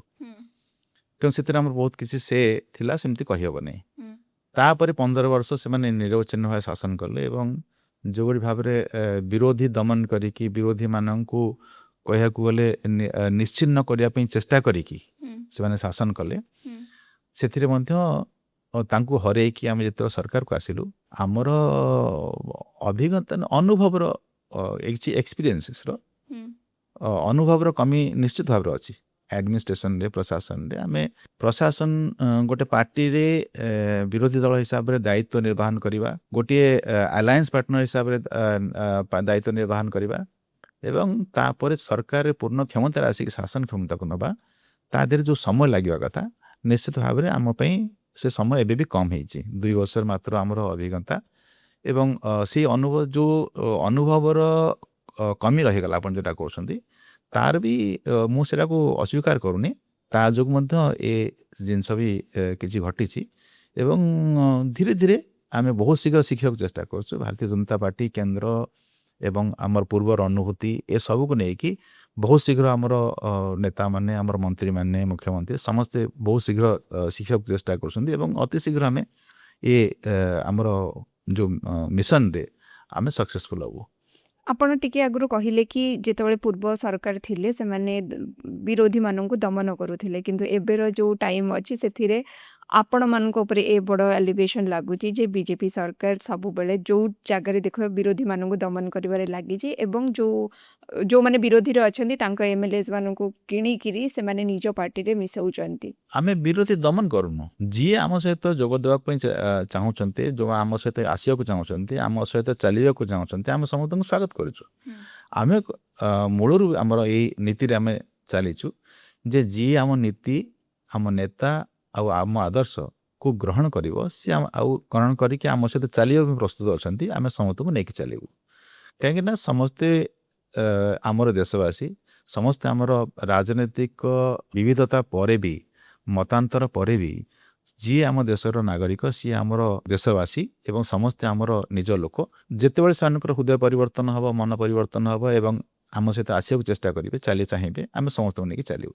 ତେଣୁ ଆମେ ସମସ୍ତଙ୍କୁ ନେଇକି ଗ୍ରହଣ କରିକି ଚାଲିବା ପାଇଁ ଆମର ନିଷ୍ପତ୍ତି ହେଇଛି ଏବଂ ସେଇ ନିଷ୍ପତ୍ତି ଯେଉଁମାନେ ଆମ ସହିତ ଆସୁଛନ୍ତି ତାଙ୍କର ନିଜର ରାଜନୈତିକ କମ୍ପଲସନ୍ ହେଉ କିମ୍ବା ତାଙ୍କର ହୃଦୟ ପରିବର୍ତ୍ତନ ହେଉ, ଯିଏ ଯେଉଁଥିପାଇଁ ବି ଆମ ସହିତ ଚାଲିବାକୁ ଆସୁଛନ୍ତି, ଆମେ ସମସ୍ତଙ୍କୁ ମୁକ୍ତ ହସ୍ତରେ ତାଙ୍କୁ ସ୍ୱାଗତ କରୁଛୁ ଏବଂ ସମସ୍ତଙ୍କୁ ମଧ୍ୟ ଆମେ ନେଇକି ଚାଲିବା ପାଇଁ ପ୍ରସ୍ତୁତ ଅଛୁ।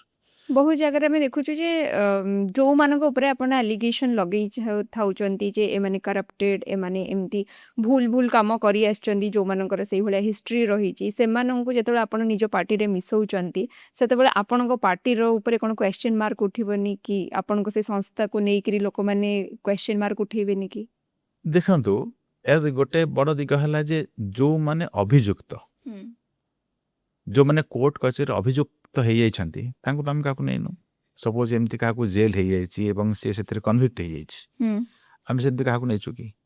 କିନ୍ତୁ ଅଭିଯୋଗ ପ୍ରମାଣିତ ହେଇକି ଲୋକଟା ଅଭିଯୁକ୍ତ ନହେଲା ପର୍ଯ୍ୟନ୍ତ କୋର୍ଟରେ ସିଏ ହାରି ଯାଇକି ଯେତେବେଳେ ନିଜକୁ ଡିଫେଣ୍ଡ କରିପାରିଲାନି, ତାପରେ ଯେତେବେଳେ ତାକୁ କୌଣସି ପ୍ରକାର ଦଣ୍ଡ ବିଧାନ ନ ହେଇଯାଇଛି ବା ଦଣ୍ଡ ସେ ପାଇନାହିଁ, ସେ ପର୍ଯ୍ୟନ୍ତ ଆମେ ତାକୁ କାହିଁକି କହିବା ଯେ ସିଏ ପ୍ରକୃତରେ ଅଭିଯୁକ୍ତ ବା ସେ ଦୋଷୀ ବୋଲି? ତେଣୁ ଯେ ଦୋଷୀ ଆମେ ତାକୁ ନେବା ପାଇଁ ପ୍ରସ୍ତୁତ ନୁହେଁ, ଯାହା ପ୍ରତି ଦୋଷ ପ୍ରମାଣିତ ହେଇଯାଇଛି। କିନ୍ତୁ ଯେଉଁଠି ଦୋଷ ପ୍ରମାଣ ହେଇନାହିଁ ତାକୁ ଅଭିଯୋଗ ତ ଆମ ସମସ୍ତଙ୍କ ନାଁରେ ଆସୁଛି। ଯିଏ ବି ସାମାଜିକ କ୍ଷେତ୍ରରେ କାମ କରିବ ତା ନାଁରେ ତ ଅଭିଯୋଗ ଆସିବ, କିନ୍ତୁ ଅଭିଯୋଗକୁ ଆଧାର କରିକି ଆମେ କାହାକୁ ଦୋଷୀ ବୋଲି କହିପାରିବା ନାହିଁ ଯେ ପର୍ଯ୍ୟନ୍ତ ସେ ଅଭିଯୋଗଟା ପ୍ରମାଣିତ ହେଇନି। ତେଣୁ ଯିଏ ପ୍ରମାଣିତ ହେଇଛି ତାର ସ୍ଥାନ ଆମ ପାଖରେ ନାହିଁ, କିନ୍ତୁ ଯିଏ ଅଭିଯୁକ୍ତ ଅଛି, ଯେତେବେଳେ ତାର ଅଭିଯୋଗ ପ୍ରମାଣିତ ହେଇଯିବ ଆମେ ତାଙ୍କୁ ଦଳରୁ ବାହାର କରିଦେବୁ, ସେ ଦଳ ତାଙ୍କ ସ୍ଥାନ ରହିବ ନାହିଁ। କିନ୍ତୁ ଅଭିଯୁକ୍ତ ନହେଲା ପର୍ଯ୍ୟନ୍ତ ନିଶ୍ଚିତ ଭାବରେ ସେ ତାଙ୍କର ଆମ ପାର୍ଟି ସହିତ ଆସିବାର ଅଧିକାର ଅଛି ଏବଂ ସେମାନେ ଆସିଲେ ଆମେ ତାଙ୍କୁ ସ୍ୱାଗତ କରିବୁ। କିନ୍ତୁ ସାଧାରଣ କଥାରେ ଲୋକ କଥାରେ ବିଶ୍ୱାସ କରିକି ବିରୋଧୀଙ୍କ କଥାରେ ବିଶ୍ୱାସ କରିକି ଯଦି ଆମେ ନିର୍ଦ୍ଦୋଷକୁ ଦୋଷୀ ବୋଲି ସାବ୍ୟସ୍ତ କରିଦେବା ତାହେଲେ ସେଇଟା ଠିକ୍ କଥା ନୁହେଁ। ଆପଣଙ୍କ ପାର୍ଟିଟା ଯିଏ ଏବେ ଓଡ଼ିଶାରେ ବୁଝୁଛନ୍ତି ତ କାହା ଇସାରାରେ ଏ ପାର୍ଟି ଚାଲିଛି ଏବଂ ଓଡ଼ିଶାରେ କାହା ଇସାରାରେ ସରକାର ଚାଲିଛି, ଲୋକମାନଙ୍କର ବହୁତ ବଡ଼ କ୍ୱେଶ୍ଚିନ୍। ପାର୍ଟି କାହା ଇସାରାରେ କାହିଁ ଚାଲିବ? ପାର୍ଟିର ନେତୃତ୍ୱ ଅଛି, ପାର୍ଟିର ଗୋଟେ ସଂରଚନା ଅଛି। ଆପଣ ଯଦି ପାର୍ଟି କଥା କହୁଛନ୍ତି ତାହେଲେ ଆମ ପାର୍ଟିର ସଭାପତି, ଆମର ସଭାପତି କେନ୍ଦ୍ରିକ ପାର୍ଟି ଏବଂ ସଭାପତିଙ୍କର ନିଷ୍ପତ୍ତି ହିଁ ଆମର ସମସ୍ତଙ୍କ ସର୍ବମାନ୍ୟ ନିଷ୍ପତ୍ତି ଏବଂ ସଭାପତି ଯେତେବେଳେ କୌଣସି ନିଷ୍ପତ୍ତି ବା ନିର୍ଦ୍ଦେଶ ଦେବେ ତାକୁ ସମସ୍ତ ପାର୍ଟିର କାର୍ଯ୍ୟକର୍ତ୍ତା ଶୃଙ୍ଖଳିତ ଭାବରେ ପାଳନ କରିବା ପାଇଁ ଆମର ପାର୍ଟିର ଗୋଟେ ଟ୍ରେନିଂ ବି ଅଛି, ଗୋଟେ ପରମ୍ପରା ବି ଅଛି, ଗୋଟେ ଆଦର୍ଶଗତ ଗୋଟେ କହିବାକୁ ଗଲେ ସଂସ୍କୃତି ବି ଅଛି। ତେଣୁ ପାର୍ଟିର ସଂସ୍କୃତିରେ ଆମର ସର୍ବୋଚ୍ଚ ନେତାଙ୍କୁ ମାନିବାର ଆମର ଗୋଟେ ପରମ୍ପରା ରହିଛି, ଯେଉଁଥିରେ କି ଥରେ ଆମର ନେତୃତ୍ୱ ଗୋଟେ ନିଷ୍ପତ୍ତି ନେଲେ ତାକୁ ସବୁ ବୁଥ ସ୍ତରର ସାଧାରଣ କାର୍ଯ୍ୟକର୍ତ୍ତା ପର୍ଯ୍ୟନ୍ତ ସମସ୍ତେ ତାକୁ ପାଳନ କରିବା ମାନିବା ଆମ ପାର୍ଟିର ଗୋଟେ ବହୁତ ଲମ୍ବା ସଂସ୍କୃତି ଏବଂ ଏଭଳି ଭାବରେ ଡିସିପ୍ଲିନ୍ ପାର୍ଟି ଭାରତର ରାଜନୀତିରେ କେହି ବିରଳ କେହି ନଥିଲେ, ଆଜି ବି କେହି ଆମ ପାରାଲାଲ ନାହାନ୍ତି, ସମାନ୍ତରାଳ ଭାବରେ କେହି ପାର୍ଟିରେ ନାହାନ୍ତି, ଯେଉଁଥିରେ କି ଆଭ୍ୟନ୍ତରୀଣ ଲୋକତନ୍ତ୍ର ଏବଂ ନେତୃତ୍ୱ ପ୍ରତି ଅସୀମ ଆସ୍ଥା, ଗଭୀର ଆସ୍ଥା ସାଧାରଣ କାର୍ଯ୍ୟକର୍ତ୍ତାଙ୍କର ବି ଥିବ। ଏକଥା କେବେ ଅନ୍ୟ କୌଣସି ପାର୍ଟିରେ ନାହିଁ। ସେଥିପାଇଁ ଆମେ ସବୁବେଳେ କହୁନା BJP is a party with difference. ତ ଆପଣମାନେ ଯୋଉ ଯୋଉ ମୁଦ୍ଦାକୁ ନେଇକିରି ଇଲେକ୍ସନ ଲଢ଼ିଥିଲେ ଏବଂ ଜିତିଲା ପରେ ଏବେ ଆମେ ଯେତେବେଳେ ବିଜେଡି ସରକାର ଯେତେବେଳେ ଥିଲେ ସେତେବେଳେ ତାଙ୍କ ଉପରେ ଯୋଉ ଆଲିଗେସନ ଗୁଡ଼ାକ ଆପଣ ଲଗେଇଥିଲେ ଏବେ ସେମାନଙ୍କର ଯେତେବେଳେ ସେମାନେ ବିରୋଧୀରେ ବସିଛନ୍ତି ସେମାନେ କହିବା କଥା ଯେ ଯଦି ଆପଣମାନେ ସେଇ ମୁଦ୍ଦାକୁ ନେଇକି ଆମକୁ ସେ ବ୍ଲେମ୍ କରିକି ଆପଣ ଇଲେକ୍ସନ ଜିତିଲେ ଏବେ ଆପଣଙ୍କ ପାଖରେ ସବୁ କିଛି ଅଛି ଯୋଉଥିରେ କି ଆପଣ ତାକୁ ପ୍ରୁଫ୍ କରେଇ ପାରିବେ, ତ କ'ଣ ପାଇଁ ସେଇ ସବୁ ଜିନିଷକୁ ଭୁଲି ଯାଇକି ଆପଣ ପ୍ରୁଫ୍ କରଉନାହାନ୍ତି ନା ଆପଣ ମିଛ ପ୍ରୋପାଗାଣ୍ଡା ଫେଲେଇକିରି ତାଙ୍କୁ ହରେଇଲେ ଏବଂ ନିଜେ ସେଇ ଗଦିରେ ବସିଲେ? ବିରୋଧୀ ମାନେ ଆଜି ଯେଉଁ କଥାଟା କହୁଛନ୍ତି ଯଦି ସେମାନେ ଭାବୁଛନ୍ତି ଯେ ସେ କଥା ଗୁଡ଼ାକ ସତ ଥିଲା ତାହେଲେ ସେମାନେ ତ ଭୁଲ ଥିଲେ। ଯଦି ଆମେ ପ୍ରମାଣିତ କରିବା ପାଇଁ ଆମେ ତାଙ୍କ ପଛରେ କହୁଛନ୍ତି ସେମାନେ କାହିଁକି ପ୍ରମାଣିତ କରୁନାହାନ୍ତି? ପ୍ରଥମ କଥା ତ ଯଦି ଆମେ ସେ କଥାକୁ କହୁଥିଲୁ ଲୋକମାନେ ସେ କଥାକୁ ବିଶ୍ୱାସ କରୁଛନ୍ତି। ଦ୍ୱିତୀୟ କଥା ହେଲେ ରାଜନୀତିରେ ଅଭିଯୋଗ ଆଣିବାଟା ହେଉଛି ବିରୋଧୀ ଦଳର କର୍ତ୍ତବ୍ୟ। ସରକାରଙ୍କ ଉପରେ ଅଙ୍କୁଶ ଲଗାଇବା ପାଇଁ ଗୋଟେ ଅଭିଯୋଗ ଆଣିବା ଏଇଟା ହେଉଛି ବିରୋଧୀ ଦଳର ଗୋଟେ କାମ। ଆମେ ଆମ କର୍ତ୍ତବ୍ୟ ନିର୍ବାହନ କରୁଥିଲୁ। ବର୍ତ୍ତମାନ ସେଥିରୁ କେତେଟା ଅଭିଯୋଗକୁ ପ୍ରମାଣିତ କରିବା ପାଇଁ ଯଦି ଆମେ ତାଙ୍କ ପଛରେ ଦିନରାତି ଲାଗିବୁ, ଲୋକ ମଙ୍ଗଳ କରିବା ପାଇଁ ଆମେ ଯେଉଁ ନିଷ୍ପତ୍ତି ନେଇଥିଲୁ ସେ ନିଷ୍ପତ୍ତି ତ ଆମେ ପଛୁ କଟିଯିବୁ। କିନ୍ତୁ ହଁ, ଦୋଷୀକୁ ଛଡ଼ାଯିବ ନାହିଁ ଏ କଥାଟା ଆଜି ବି ପ୍ରିନ୍ସିପଲ ଅଛି, ନୀତିଗତ ଭାବରେ ନିଷ୍ପତ୍ତି ନେଇଛୁ। ଯେଉଁମାନେ ସେତେବେଳେ ଭୁଲ ଥିଲେ, ଯେଉଁମାନେ ଦେଶ ବିରୁଦ୍ଧରେ ହିତ ବିରୁଦ୍ଧରେ କାମ କରିଛନ୍ତି, ଲୋକହିତ ବିରୁଦ୍ଧରେ କାମ କରିଛନ୍ତି, ଦୁର୍ନୀତିରେ ଲିପ୍ତ ଥିଲେ, ସେ ସମସ୍ତ ଏବଂ ବିଭିନ୍ନ ଅପକାର୍ଯ୍ୟ କରିକି ଯେଉଁମାନେ ସେତେବେଳେ ନିଜକୁ ଘଣ୍ଟ ଘୋଡ଼େଇଥିଲେ ସମସ୍ତଙ୍କର ମୁଖା ଖୋଲା ହେବ, ସମସ୍ତେ ନିଶ୍ଚିତ ସମୟରେ ଦଣ୍ଡ ପାଇବେ ଏବଂ ସେମାନଙ୍କୁ ଆମେ ଲୋକଙ୍କ ସାମ୍ନାରେ ପର୍ଦ୍ଦାଫାଶ କରିବୁ। ଇଏ ନିଷ୍ପତ୍ତି ଆଜି ବି ଅଛି ଏବଂ ଧୀରେ ଧୀରେ ଆପଣ ଦେଖିବେ ଯେଉଁମାନେ ଆଜି କହୁଛନ୍ତି ଯେ କାହିଁକି ସେଟା ପ୍ରମାଣିତ କରିପାରୁନାହାନ୍ତି, ଯେତେବେଳେ ଆମେ ପ୍ରମାଣ କରିବା ଆରମ୍ଭ କରିବୁ ନା ସେମାନେ ଲୁଚିବା ପାଇଁ ବି ପର୍ଦ୍ଦା ପାଇବେନି, ମୁହଁ ଲୁଚିବା ପାଇଁ ପର୍ଦ୍ଦା ପାଇବେନି, ରୁମାଲ ପାଇବେନି। ତେଣୁ ମୋତେ ଲାଗୁଛି ଯେ ସରକାର ଆସିଲା ପରେ ସରକାରଙ୍କର ଏକମାତ୍ର କାମ କେବେ ନୁହେଁ, କମ୍ ସେ କମ୍ ଆମ ପାର୍ଟିର ତ ଏକମାତ୍ର କାମ ନୁହେଁ ଯେ ଆମେ ବିରୋଧୀଙ୍କ ପଛରେ ବାଡ଼ି ଧରିକି ବୁଲିବୁ। ସେମାନେ ବୁଲୁଥିଲେ ଯେ ବିରୋଧୀଙ୍କୁ କେମିତି ମାନେ ସାଧାରଣ ଆମେ ଯେତେବେଳେ ଗୋଟେ କୌଣସି ପିଆଜ ଦରକୁ ନେଇକି ବା ସାଧାରଣ ଗୋଟେ ପ୍ରସଙ୍ଗକୁ ନେଇକି ଆମେ ଆନ୍ଦୋଳନ କରୁଥିଲୁ, ଆମ ବିରୁଦ୍ଧରେ 506 ଭଳିଆ 307 506 ଭଳିଆ ଧାର ଲଗିକି ଆମକୁ ଆମର କାର୍ଯ୍ୟକର୍ତ୍ତାମାନଙ୍କୁ 15 ଦିନ, ମାସେ, 2 ମାସ ପର୍ଯ୍ୟନ୍ତ, 4 ମାସ ପର୍ଯ୍ୟନ୍ତ ଜେଲରେ ରଖୁଥିଲେ। ଆମର ଯଦି କୌଣସି କାର୍ଯ୍ୟକର୍ତ୍ତା ସୋସିଆଲ ମିଡ଼ିଆରେ ଦିପଦ ଲେଖି ଦେଉଥିଲା ମୁଖ୍ୟମନ୍ତ୍ରୀଙ୍କ ବିରୁଦ୍ଧରେ କିମ୍ବା ତାଙ୍କ ପ୍ରଶାସନ ବିରୁଦ୍ଧରେ, ତାଙ୍କୁ 4 ମାସ ପର୍ଯ୍ୟନ୍ତ ବିନା ବେଲରେ ମଧ୍ୟ ଜେଲରେ ରଖିଛନ୍ତି। ଆମେ ସରକାର ସେମିତି ନୁହେଁ, ଆମେ ସରକାର ପ୍ରମାଣ ଏବଂ ତଥ୍ୟ ସହିତ ପ୍ରଶାସନକୁ ଚଲେଇବା ଏବଂ ଯେଉଁମାନେ ପ୍ରକୃତରେ ଦେଶ ବିରୋଧୀ, ଲୋକ ବିରୋଧୀ ସେମାନଙ୍କ ପର୍ଦାଫାଶ କରିବା ଏଇଟା ହେଉଛି ଆମର ପ୍ରିନ୍ସିପଲ୍। ତା ସହିତ ଜନମଙ୍ଗଳ, ଲୋକମଙ୍ଗଳ, ଦେଶର ହିତ ପାଇଁ ଯାହା ଯାହା ଆବଶ୍ୟକ ସେଇଟା ହେଉଛି ଆମ ପ୍ରାୟୋରିଟି। ଦେଶକୁ ଆମକୁ ଆଗକୁ ନେବାକୁ ହେବ।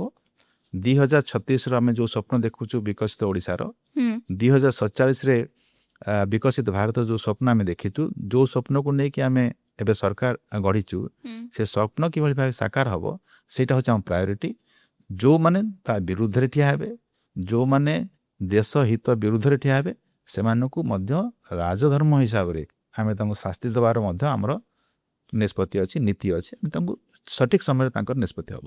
2036 ମସିହା ଯେଉଁ କହିଲେ, ଏବେ ଲୋକମାନଙ୍କର ଏଇ କ୍ୱେଶ୍ଚନ୍ ଉଠୁଛି ଯେ ଆପଣମାନେ ଟାଇମ୍ଟାକୁ ବଢ଼େଇ ଚାଲିଛନ୍ତି ଯେ ଆମେ ନୂଆ ଭାରତ ଦେଖିବୁ କହିକି ଆପଣ 2012 ମସିହାରୁ ମାନେ ଧୀରେ ଧୀରେ ସେଇଟା ଷ୍ଟାର୍ଟ କଲେ। ତ ସେଇଟା ଏବେ 2026 ମସିହା ହେଇଗଲାଣି, ତଥାପି ସେ ଜିନିଷଟା କ୍ଲିଅର ହେଇପାରୁନାହିଁ ଏବେ ପର୍ଯ୍ୟନ୍ତ। 12 ବର୍ଷ ହେଇଗଲାଣି ଆପଣ ସରକାରରେ ବି ରହିଲେଣି 2014ରୁ।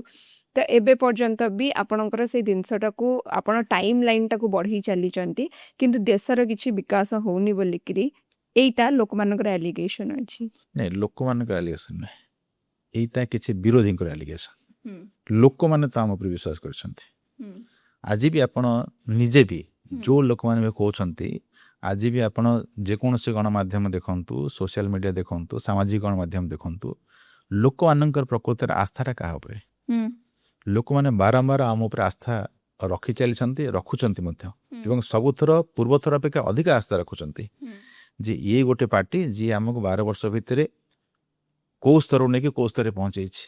ଆଜିଟି ପ୍ରତ୍ୟେକଟି ଆଙ୍କଡ଼ା, ପ୍ରତ୍ୟେକଟି ଷ୍ଟାଟିଷ୍ଟିକ୍ସରେ ଆପଣ ଦେଖିବେ ଭାରତ କ୍ୱାଣ୍ଟମ୍ ଜମ୍ପ ଯେଉଁଟାକୁ ଆମେ କହୁଛନ୍ତି ଯେ କିଭଳି ଭାବରେ ଗୋଟେ ଜମ୍ପ ମାରିଛି ବିଶ୍ୱ ସ୍ତରରେ। ଆଜି ଭାରତର ନାଁ କେଉଁଠି ଅଛି? ପ୍ରତ୍ୟେକ ଇକୋନୋମିରେ ଆମେ 7.6ରେ ଆଜି ଆମ ଗ୍ରୋଥ୍ ରେଟ୍ ଅଛି। ଆଜି ଆମେ ଆମର ଯେଉଁ ଫରେନ୍ ଏକ୍ସଚେଞ୍ଜ ରିଜର୍ଭଠୁ ଆରମ୍ଭ କରିକି ଆମର ଟେକ୍ନୋଲୋଜି, ଆମର ବିଭିନ୍ନ ରିସର୍ଚ୍ଚ, ଆମର ପଲିଟିକାଲ ଇନଫ୍ଲୁଏନ୍ସ, ଆମର ସବୁ କ୍ଷେତ୍ରରେ ସାମାଜିକ ଉନ୍ନତିରେ ଆମେ 25 କୋଟି ଲୋକଙ୍କୁ ଆଜି ଆମେ ଗରିବୀ ରେଖାର ଉପରକୁ ନେଇଛୁ। ଏଇଟା କ'ଣ ଛୋଟ କଥା? ଆଜି ଯେତେବେଳେ ଲୋକଙ୍କ ଭିତରେ ଗରିବ ହେବାର ଗୋଟେ କମ୍ପିଟିସନ୍ ଥିଲା, ଗରିବୀ ହଟାଓର ନାରା ଦେଇକି ଯିଏ 60 ବର୍ଷ ଶାସନ କଲେ କିନ୍ତୁ ଗରିବୀ ହଟେଇ ପାରିଲେନି, ଗରିବଙ୍କୁ ସେ ମାରି ଚାଲିଲେ, ସେତେବେଳେ 25 କୋଟି ଗରିବଙ୍କୁ 12 ବର୍ଷ ଭିତରେ ଆମେ ଗରିବ ରେଖାର ଉପରକୁ ନେଇଛୁ। ଆଜି ଆପଣ ଭାରତର ଯାତାୟାତ ଦେଖନ୍ତୁ, ସଡ଼କ ଦେଖନ୍ତୁ, ମହାକାଶ ଦେଖନ୍ତୁ, ସାଧାରଣ ଆମର ଯେଉଁ କହନ୍ତି ଏଣ୍ଟରପ୍ରେନ୍ୟୁରିଆଲ ସିଷ୍ଟମ୍ ଦେଖନ୍ତୁ, ଆମର ୟୁନିକର୍ଣ୍ଣସ୍, ନମ୍ବର ଅଫ୍ ୟୁନିକର୍ଣ୍ଣସ୍ ଦେଖନ୍ତୁ, ଆମର ଷ୍ଟାର୍ଟଅପ୍ସ ହେଉଛୁ, ଆମର ୟୁଥ୍ ମାନଙ୍କର ଯେଉଁ ଏମ୍ପ୍ଲୟମେଣ୍ଟ ରେସିଓ ହେଉ, ସବୁଠୁ ବଡ଼ ହେଉଛି ସେଲ୍ଫ କନଫିଡେନ୍ସ। ଆଜି କନଫିଡେଣ୍ଟ ନେସନ୍ ଆମେ ଯେଉଁଭଳି ଭାବରେ ଗ୍ରୋ କରିଛେ, ଏମ୍ପ୍ଲୟମେଣ୍ଟ ତ କମିଛି ସାର୍। ଏମ୍ପ୍ଲୟମେଣ୍ଟ କମିଛି ଯେଉଁଟା କହୁଛନ୍ତି ସେଇଟା ତଥ୍ୟ ଆଧାରିତ ନୁହେଁ। ତଥ୍ୟ କହୁଛି ଯେ ଆମର ଯେଉଁ ଏମ୍ପ୍ଲୟମେଣ୍ଟଟା ଅନଅର୍ଗାନାଇଜ ସେକ୍ଟରରେ ବା ପ୍ରାଇଭେଟ ସେକ୍ଟର ଅଛି, ସେଇଟାରେ ଆମେ ବହୁତ ଅଧିକା ଆଗକୁ ଆମେ ଯାଇଛୁ। ଆଜିର ଯୁବକ ଆତ୍ମନିର୍ଭରଶୀଳ ହେଉଛି। ମୁଁ ଯେଉଁ କଥା କହିଲି, ୟୁନିକର୍ଣ୍ଣସର କଥା କହିଲି, ମୁଁ ଯେଉଁ କହୁଛି ଆପଣଙ୍କୁ ଷ୍ଟାର୍ଟଅପ୍ସର ସିଷ୍ଟମର କଥା କହୁଛି, ସେଥିରେ ଯେଉଁ ଏମ୍ପ୍ଲୟମେଣ୍ଟ ହେଇଛି ସେ ଏମ୍ପ୍ଲୟମେଣ୍ଟ କୁଆଡ଼େ ଗଲା? ତାକୁ ତ ଆମେ କରୁନାହିଁ କେହି। ଅଧିକାରୁ ଅଧିକା ଯୁବକ ଆଜି କାହିଁ ଷ୍ଟାର୍ଟଅପ୍ ତିଆରି କରିବାକୁ ଯାଉଛି? ଅଧିକାରୁ ଅଧିକା ଯୁବକ ଆଜି କାହିଁକି ୟୁନିକର୍ଣ୍ଣସ ହେଉଛି? ସବୁଠୁ ଅଧିକା ୟୁନିକର୍ଣ୍ଣସ ବର୍ତ୍ତମାନ ଭାରତରେ ଅଛନ୍ତି। ତେଣୁ ଇଏ ହେଉଛି ଯେ ନୂଆ କନଫିଡେଣ୍ଟ ଭାରତ। ତ ଏଇଟାରେ ସରକାରୀ ଚାକିରି, ସରକାରଙ୍କର ଯେତିକି ସବୁ ଜବ୍ସ ଅଛି ସେଇଗୁଡ଼ାକୁ କ'ଣ ପାଇଁ ସରକାର ଓପନ୍ କରିପାରୁନି? ଯେତେବେଳେ 2 ଲକ୍ଷ ଜବ୍ ଦେବାର, ବର୍ଷକୁ 2 ଲକ୍ଷ ଜବ୍ ଦେବାର ଏ ପ୍ରମିସ୍ କରିଥିଲେ, ତ ଲୋକମାନଙ୍କର କ୍ୱେଶ୍ଚିନ୍ କି କ'ଣ ପାଇଁ ଦେଉନାହାନ୍ତି? ଦେଖନ୍ତୁ, ବେଳେବେଳେ ଆମେ ସବୁ ଭୁଲ କରିଦିଅନ୍ତି। 2 ଲକ୍ଷ ଜବ୍ ଦେବାର ଅର୍ଥ ହେଉଛି ଯେ ସତେ ଯେମିତି ଯେ 2 ଲକ୍ଷ ସରକାରୀ ଜବ୍ ହିଁ ଦିଆଯିବ। ଆଚ୍ଛା, ଆପଣ କହିବା କଥା ପ୍ରାଇଭେଟ ଆଉ ପବ୍ଲିକ୍ 2 ଲକ୍ଷ ଜବ୍ ଅପରଚ୍ୟୁନିଟିଜ୍ ତିଆରି ହେବ, ଯେଉଁଥିରେ କି ଆପଣଙ୍କର କେତେ ଦେଶ ସ୍ତରରେ ଯେଉଁ ଅଛନ୍ତି 6 ଲକ୍ଷରୁ ଅଧିକା ସରକାରୀ କର୍ମଚାରୀ। ଆମେ ଯଦି ପ୍ରତିବର୍ଷ 2 ଲକ୍ଷ ଦେବା, ତାହେଲେ କେତେ ଜାଗା ଖାଲି ଅଛି ବା କେତେ ଜାଗାରେ ଆପଣ ଦିଆଯିବ? ତେଣୁ ଏଇ ଯେଉଁ ଆମର ଜବ୍ ଦେବାର ଅର୍ଥ ଅଛି, ଆମେ କାହାକୁ ଯେଉଁ କହନ୍ତି ଏମ୍ପ୍ଲୟମେଣ୍ଟର ଅର୍ଥ ହେଲା ଯେ ଓଭରଅଲ୍ ଗୋଟେ ଏମ୍ପ୍ଲୟମେଣ୍ଟ ସିନାରିଓ ତିଆରି ହେବ, ଯେତେବେଳେ 2 ଲକ୍ଷରୁ ଅଧିକା ପ୍ରତିବର୍ଷ ସରକାର ନୂଆ ଯୁବକମାନେ ଚାକିରି କରିବାର ସୁଯୋଗ ପାଇବେ, କାମ କରିବାର ସୁଯୋଗ ପାଇବେ, ଅପରଚ୍ୟୁନିଟିଜ୍ ତିଆରି ହେବ। ସେଥିରେ ପ୍ରାଇଭେଟ୍ ସେକ୍ଟର ବି ଅଛି, ସେଥିରେ ଗଭର୍ଣ୍ଣମେଣ୍ଟ ସେକ୍ଟର ବି ଅଛି, ସେଥିରେ ଯେଉଁ ସେଲ୍ଫ ଏମ୍ପ୍ଲୟମେଣ୍ଟ ବି ଅଛି। ତ ସବୁ ମିଶେଇକି ଆମେ ଗୋଟେ ଜବ୍ ଅପରଚ୍ୟୁନିଟିଜ୍ ତିଆରି କରୁଛେ, ଏବଂ ସେଥିରେ ଆଜିର ସମାଜରେ, ଆଜିର ସମୟରେ ଆତ୍ମନିର୍ଭରଶୀଳତା ଏବଂ ସ୍ୱାବଲମ୍ବନର ବି ଯେଉଁ କଥା ଆସୁଛି ସେଇଟା ହେଉଛି ଗୋଟେ ବହୁତ ବଡ଼ ସେକ୍ଟର ଯେଉଁଥିରେ କି ଏଣ୍ଟରପ୍ରେନ୍ୟୁର୍ସ ତିଆରି ହେବେ, ଏମ୍ପ୍ଲୟର୍ସ ତିଆରି ହେବେ। ଏଣ୍ଟରପ୍ରେନ୍ୟୁର୍ସ ମାନେ ଅନ୍ୟମାନଙ୍କୁ ଚାକିରି ଦେବାର ସୁଯୋଗ ଦେବେ, ତା ସହିତ ଦେଶକୁ ମଧ୍ୟ ଇକୋନୋମିକ୍ ଅର୍ଥନୀତିକୁ ଆଗକୁ ନେବାରେ ସଫଳ ହେବେ। ଆଜି ଦେଶ ପୃଥିବୀର ତୃତୀୟ ବୃହତ୍ତମ ଅର୍ଥନୀତି ହେବାକୁ ଯାଉଛି। ଏଇଟା କ'ଣ 12 ବର୍ଷ ତଳେ ଲୋକ ଭାବିଥିଲେ? 12 ବର୍ଷ ତଳେ ଆମେ 11 ନମ୍ବରରେ ଥିଲେ। 11 ନମ୍ବର ଅର୍ଥନୀତିକୁ 12 ବର୍ଷ ଭିତରେ ଆମେ ପୃଥିବୀର ତୃତୀୟ ନମ୍ବର ଅର୍ଥନୀତିକୁ ନେବାକୁ ଯାଉଛନ୍ତି, ବା ଚତୁର୍ଥ ହେଇଗଲାଣି, ତୃତୀୟ ଆଉ 2030ରେ ହେଇଯିବା 2-3 ବର୍ଷ ପରେ। ଇଏ ଗୋଟେ ବଡ଼ ଆଚିଭମେଣ୍ଟ ନୁହେଁ? ପୃଥିବୀର କେଉଁ ଦେଶ ଏତେ ଶୀଘ୍ର ଏମିତି ଭାବରେ ଗ୍ରୋ କରିଛି ବା ଅଭିବୃଦ୍ଧି ଘଟିଛି? ତ ସେଇ ଜାଗାରେ ଆମେ ଦେଖିଲେ ପ୍ରେସ୍ ଇଣ୍ଡେକ୍ସ ହଉ କି ବହୁତ ସାରା ଯେମିତି ଆମର ପାସପୋର୍ଟର ର୍ୟାଙ୍କ ହଉ, ଏଗୁଡ଼ାକ ସବୁ ଘଟି ଯାଇଛି। ପାସପୋର୍ଟ ର୍ୟାଙ୍କିଙ୍ଗଟାକୁ ନେଇକି ପାସପୋର୍ଟ ର୍ୟାଙ୍କିଙ୍ଗଟା କରେ କିଏ? ହେଲେ ଇଏରେ ଏମାନେ ଯେଉଁମାନେ ଏ ଯେଉଁ କମ୍ପାନୀ ମାନେ ତିଆରି କରନ୍ତି ସେମାନଙ୍କର ନିରପେକ୍ଷତା କେତେ? ସେମାନେ କିଏ? ଆମ ପାସପୋର୍ଟ ର୍ୟାଙ୍କିଙ୍ଗ କରିବାର ମାନେ ତାଙ୍କର କ୍ରାଇଟେରିଆ କ'ଣ? ତେଣୁ ଏମାନଙ୍କୁ ନେଇକି ଏଥିରେ ମୁଁ ବିଲକୁଲ ବିଚଳିତ ନୁହେଁ। ଆମର ପୃଥିବୀରେ ଆମ ଦେଶର ସମ୍ମାନ, ଆମ ଦେଶର ଗୁରୁତ୍ୱ ଏବଂ ଆମ ଦେଶକୁ ଆଜି ପର୍ଯ୍ୟନ୍ତ ଆଜି ଯେଉଁଭଳି ଭାବରେ ବିଶ୍ୱ ଦେଖୁଛି ତାର ପ୍ରମାଣ ଆମ ପ୍ରତିଦିନ ସକାଳ ପାଇଲେ ଆମେ ଲୋକଙ୍କୁ ଶୁଣୁଛେ, ଲୋକଙ୍କ ଆଖିରୁ ମଧ୍ୟ ଲୋକଙ୍କ ଅଭିଜ୍ଞତାରୁ ମଧ୍ୟ ଜାଣିପାରୁଛେ। ଆପଣ କହିବା କଥା ହଁ, ଆଉ ଗୋଟେ ପ୍ରେସ୍ ଇଣ୍ଡେକ୍ସର କଥାକୁ ନେଇ ଆପଣ କ'ଣ କୁହନ୍ତି? ଯେ କୁହନ୍ତି ଯେ ସରକାର କେବେ ବି ପ୍ରେସ୍କୁ ଫେସ୍ କରିବା ପାଇଁ ଚାହେଁନି ଏବଂ ବହୁତ ସାରା ଯେଉଁ ମିଡ଼ିଆ ଅଛି ତାକୁ କୁହାଯାଉଛି ଯେ ଏମାନେ ହେଉଛନ୍ତି ଗୋଦି ମିଡ଼ିଆ, କି ଆପଣମାନେ ଯେଉଁ ପ୍ରୋପାଗାଣ୍ଡା ଫେଲାଇବା ପାଇଁ ଚାହୁଁଛନ୍ତି ସେମାନେ ସେଇଗୁଡ଼ାକ ହିଁ କରୁଛନ୍ତି ଆଉ ସେମାନେ ଜନତାଙ୍କ ଉପରେ ମୁଦ୍ଦା ଉଠାଉ ନାହାନ୍ତି। ଆପଣଙ୍କର ମତ କ'ଣ? ମୁଁ କହିବି ନା, ଯେଉଁମାନେ ଭାରତ ବିରୋଧୀ ଶକ୍ତି, ଯେଉଁମାନେ ଭାରତକୁ କେବେ ଶକ୍ତିଶାଳୀ ହେବାକୁ ଦେଖିବାକୁ ଚାହାନ୍ତି ନାହିଁ, ସେମାନେ ଏଇଭଳି ଭାବରେ ଯେଉଁ କହନ୍ତି ନା, ଆପଣ ହିନ୍ଦୀର ହଉ, ପାସପୋର୍ଟ ର୍ୟାଙ୍କିଙ୍ଗ ହଉ, କିମ୍ବା ଆପଣଙ୍କର ପ୍ରେସ୍ ଫ୍ରିଡ଼ମର ଇଣ୍ଡେକ୍ସ ହଉ, ଭାରତ ଭଳିଆ ପ୍ରେସ୍ ଫ୍ରିଡ଼ମ୍ ଥିବା ଦେଶ ପୃଥିବୀରେ ବିରଳ। ଅନ୍ୟ କୌଣସି ଦେଶରେ ଏତିକି ଫ୍ରିଡ଼ମ୍ ନାହିଁ ଯେଉଁଟାକି ଭାରତରେ ଅଛି। ନହେଲେ ଆଜି ଯାହା ତାହା ମଧ୍ୟ ଲେଖିକି ଦେଶର ସର୍ବୋଚ୍ଚ ନେତାଙ୍କ ବିରୁଦ୍ଧରେ ବା ପ୍ରଧାନମନ୍ତ୍ରୀଙ୍କ ବିରୁଦ୍ଧରେ ଆମେରିକାରେ ବି କେହି ଖସି ଯାଇପାରିବ ନାହିଁ। ଯେଉଁ ଦେଶମାନେ କହୁଛନ୍ତି ସେମାନଙ୍କର ପ୍ରେସ୍ର ଫ୍ରିଡ଼ମ୍ ରହିଛି, ସେ ପ୍ରେସ୍ ଫ୍ରିଡ଼ମ୍ରେ ମଧ୍ୟ ସେମାନେ ଆମଠାରୁ ବହୁତ ତଳେ ଅଛନ୍ତି। କିନ୍ତୁ ଯିଏ ର୍ୟାଙ୍କିଙ୍ଗ କରୁଛି ତାର ମୁଁ କହିଲି ନା, ଭାରତକୁ ଆଜି ଯେଉଁ ବୃଦ୍ଧି ହେବାରେ, ଭାରତର ଗୁରୁତ୍ୱ ବଢ଼ିବା, ଭାରତର ଗୋଟେ ସମ୍ମାନ ବଢ଼ିବାକୁ ପୃଥିବୀର ଅନେକ ଗୁଡ଼ିଏ ସଂଗଠନ, ଅନେକ ଗୁଡ଼ିଏ ଦେଶ କେବେ ତାକୁ ସହ୍ୟ କରିପାରିବେ ନାହିଁ ଏବଂ ଆଜି ବି କରିପାରୁନାହାନ୍ତି। ତେଣୁ ଏଇ କେବେ ମାନବାଧିକାର ନାଁରେ, କେବେ ପ୍ରେସ୍ ଫ୍ରିଡ଼ମ୍ ନାଁରେ, କେତେବେଳେ ଆପଣ ପାସପୋର୍ଟ ର୍ୟାଙ୍କିଙ୍ଗ ନାଁରେ, କେତେବେଳେ ଇଜ୍ ଅଫ୍ ଯେଉଁ କହନ୍ତିନି ଆପଣଙ୍କର ସୋସିଆଲ ଡେଭଲପମେଣ୍ଟର ଇଣ୍ଡେକ୍ସକୁ ମ୍ୟାନିପୁଲେଟ୍ କରିକି ଏଇଭଳି ଭାବରେ ବିଭିନ୍ନ ପ୍ରକାର ବିତଣ୍ଡା ଯୁକ୍ତି, ବିତଣ୍ଡା ତର୍କ ଆଣନ୍ତି, ଯାହାର କି ପ୍ରକୃତରେ କିଛି ମାନେ ନାହିଁ କିମ୍ବା ଅର୍ଥ ବି ନାହିଁ ଏବଂ ସେଗୁଡ଼ାକ ପ୍ରାମାଣିକ ମଧ୍ୟ ନୁହନ୍ତି। ତାକୁ କେବେ ଯଦି ଆମେ ତର୍ଜମା କରିବା, ଦେଖିବା ଯେ ତା ଭିତରେ ଗୋଟେ ଅନ୍ତର୍ନିହିତ ସ୍ୱାର୍ଥ ରହିଛି ସେମାନଙ୍କର। ଆପଣ ଇଣ୍ଟରନ୍ୟାସନାଲ ରିଲେସନ୍ ବି ପଢ଼ିଛନ୍ତି, ତ ଆପଣ ଯେତେବେଳେ ଏସବୁ ଜିନିଷକୁ ଦେଖୁଛନ୍ତି, ଯେମିତି ଆପଣ ଏକ୍ସପ୍ଲେନ୍ କରୁଛନ୍ତି, ଆମକୁ ଟିକେ ଡିପ୍ରେ ଏକ୍ସପ୍ଲେନ୍ କରନ୍ତୁ ଯେ ଏଥିରେ କେମିତି ଯେଉଁ ଆପଣ କହୁଛନ୍ତି ଯେଉଁମାନେ ବାହାରର, ଯେଉଁମାନେ ଭାରତର ଗ୍ରୋଥକୁ ଚାହାନ୍ତିନି, ସେ ବାହାର କିଏ ଏବଂ ସେମାନେ କେମିତି କାମ କରନ୍ତି, ଟିକେ ଆମକୁ ଏକ୍ସପ୍ଲେନ୍ କରନ୍ତୁ। ଦେଖନ୍ତୁ, ଭାରତର ଯେଉଁ ଅଭିବୃଦ୍ଧି ଘଟିଛି, ଏଇଟା ଗୋଟେ ତାକୁ ମୁଁ ଇଂଲିଶରେ କହନ୍ତି ସ୍ପେକ୍ଟାକୁଲାର। ମାନେ ଲୋକ, ପୃଥିବୀର ଅନେକ ଲୋକ ଆଶ୍ଚର୍ଯ୍ୟ ହେଉଛନ୍ତି ଯେ 12 ବର୍ଷ 13 ବର୍ଷ ଭିତରେ ଗୋଟେ ସରକାର କିଭଳି ଭାବରେ 11th ପ୍ଲେସ୍ରେ ଥିବା ଇକୋନୋମିକୁ ଆଜି 3rd ଲାର୍ଜେଷ୍ଟ ଇକୋନୋମି ନେବାକୁ ଚାହୁଁଛି। ଏ କଣ୍ଟ୍ରି ଯେଉଁଟାକି ପୃଥିବୀର ସାରା ଦେଶ କୋଭିଡ ସମୟରେ ଆଣ୍ଠେଇ ପଡ଼ିଲେ, ତାଙ୍କର ଅବସ୍ଥା ଖରାପ ହେଇଗଲା। ସେତେବେଳେ 140 କୋଟି ଜନସଂଖ୍ୟା, ବିଶାଳ ଜନସଂଖ୍ୟାକୁ ଧରିକି ଗୋଟେ ରାଷ୍ଟ୍ର କିଭଳି ଭାବରେ 7.6ର ଗୋଟେ ଗ୍ରୋଥ ରେଟ୍ ମେଣ୍ଟେନ୍ କରିକି ବି ଚାଲିପାରିଲା।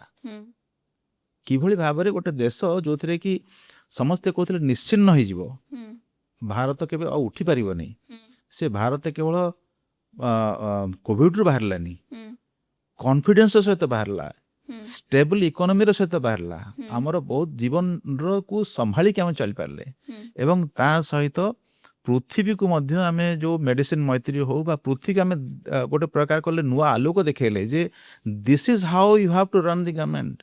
भारतर समाज व्यवस्था, भारतर सांस्कृतिक व्यवस्था, भारतर जो परंपरा विरासत अच्छी ताकू नहीं कि आम एते बड़ क्राइसिस बाहरले एटा सबुठ बड़ आई ओपनर दुनिया रे। आपण जिते पृथ्वीर बड़ बड़ जो फार्मास्यूटिकल कंट्रीज माने कंपनीज माने सेते बळे जो मेडिसिन तैयारी कले से माने पृथ्वीर बड़ बड़ देश मानक आंठे देथिले तमे तमर एयरपोर्ट बंधा रख, तमे तमर शिपयार्ड बंधा रख, तमे तमर फाइटर जेट्स बंधा रख, ताहले तुमको आमे मेडिसिन दबो, तमे वैक्सीन दबो। गोटे कंपनी फाइजर अर्जेंटीना कहला तमे तमर एयरपोर्ट, तमर बंदर पोर्ट्स, तमर जो फाइटर एयरक्राफ्ट्स, मिलिटरी स्टेशंस बंधा पका ताहले तुमको आमे दबो वैक्सीन दबो। भारत केवल वैक्सीन इंपोर्ट करा बंद करनी, भारत आमे तांको रिजेक्ट कलु, ता सहित निज वैक्सीन भी सही पीरियड भितर आमे तैयारी कलु पृथ्वी one of the best vaccines. तापर से वैक्सीन को आमे 140 कोटी लोक को दे कि भी अन्य देश को एक्सपोर्ट कलु। तो ये होची कॉन्फिडेंट भारत। तेणु भारत ये जो भारत को नुआ कॉन्फिडेंस सहित देखिबा एटा पृथ्वी अनेक देश को एटा सहज हजम होनी। तो से अनेक देश रे की आसे हमर पड़ोसी देश माने भी चाइना, पाकिस्तान तो आरंभ करिकी तमाम जो कंट्री माने जो माने 3rd 4th 5th रैंकिंग रे थिले से माने देखौ चाहना इवन अमेरिका रो अनेक गुडे संगठन भी हमको देखौ चाहना अमेरिका को हम विरोध लगाको चाहछंती।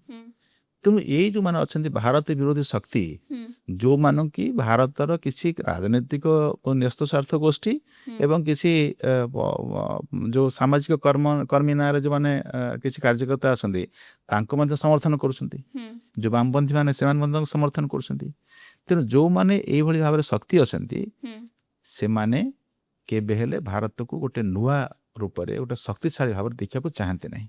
तेणु से माने एई भली भाबरे सब विभिन्न प्रकार संगठन माध्यम रे विभिन्न प्रकार false data, false statistics, inclined statistics जोटा माने गोटे केवल गोटे पक्ष को देखौथबो, जोटा को कहते इलॉजिकल डाटाबेस याकू नै कि तैयारी करी कि से माने गोटे प्रकार नैरेटिव तैयारी करंती जे प्रकृत रे ना भारत रो किसी विकास है भारत एम्प्लॉयमेंट रेट बढ़ी, भारत से प्रकृति सोशल डेवलपमेंट इंडेक्स अलग है, ये भी लोक पानी पाऊ ना, ये भी लोक एतिकी रूरल पॉपुलेशन रे तांकर हेल्थ इंडेक्स रे किसी ग्रोथ है ये भाव वितंडा जुक्ति करती। किंतु प्रकृत देखिए गले भारत आज सामाजिक जीवन रे गाँ ठू आरंभ करके राष्ट्र स्तर पर्यंत प्रत्येक सेक्टर रे अक्रॉस द सेक्टर्स कहूँ हेल्थ हो, एजुकेशन हो, एम्प्लॉयमेंट हो, हाउसिंग हो, अर्बनाइजेशन हो, सबुथिरे मैसिव ग्रोथ ए समय भारत देखी। एवं आम आपन जो प्रश्न मूल प्रश्न पचारे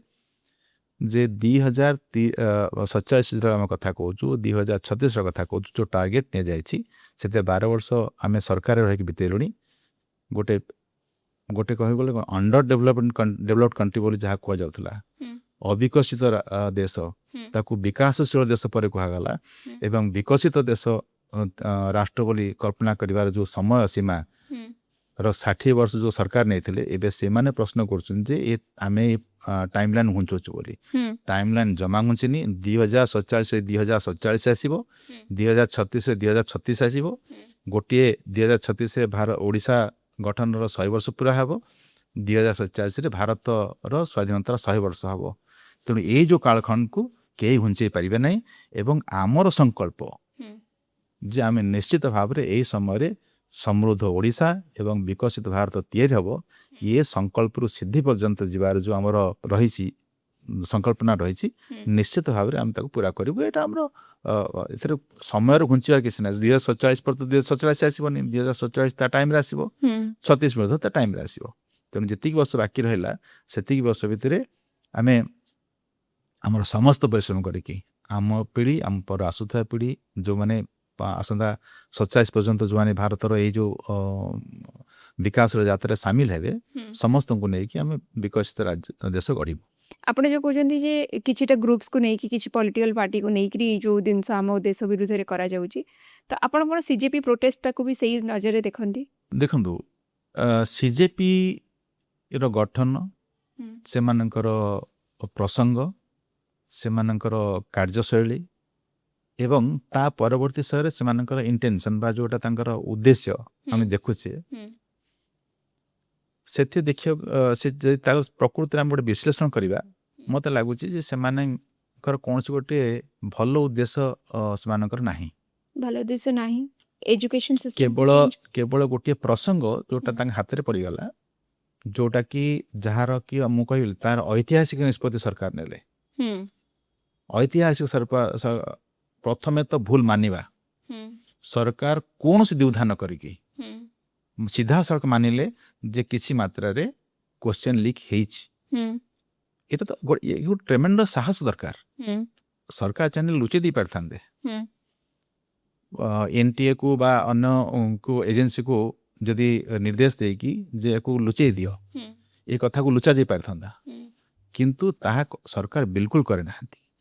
ସତକୁ ମାନିବା ପାଇଁ ବି ଯେଉଁ ଗୋଟେ ଅସୀମ ସାହସ ଦରକାର ଏବଂ 140 କୋଟି ଲୋକଙ୍କର 280 କୋଟି ଆଖି ଆଗରେ ଏ କଥାକୁ ମାନିବା ଯେ ଭୁଲ ହେଇଛି ବୋଲି, ସେ ସେଇଭଳି ସାହସ ଭାରତୀୟ ଜନତା ପାର୍ଟିର ଅଛି ଏବଂ ସେଥିପାଇଁ ଆମେ ମାନିଲୁ ଯେ କିଛି ଭୁଲ ହେଇଛି ଏବଂ ଭୁଲ ସୁଧାରିବା ପାଇଁ ମଧ୍ୟ ଯେଉଁଭଳି ଭାବରେ ଯୁଦ୍ଧକାଳୀନ ଭିତ୍ତିରେ ଯେମିତି କାହାର ସ୍ୱାର୍ଥହାନି ନ ହୁଏ ସେଥିପାଇଁ ଯେଉଁ ନିଷ୍ପତ୍ତି ନିଆଗଲା ତାହା ମଧ୍ୟ ଆମେ ଦେଖିଲେ।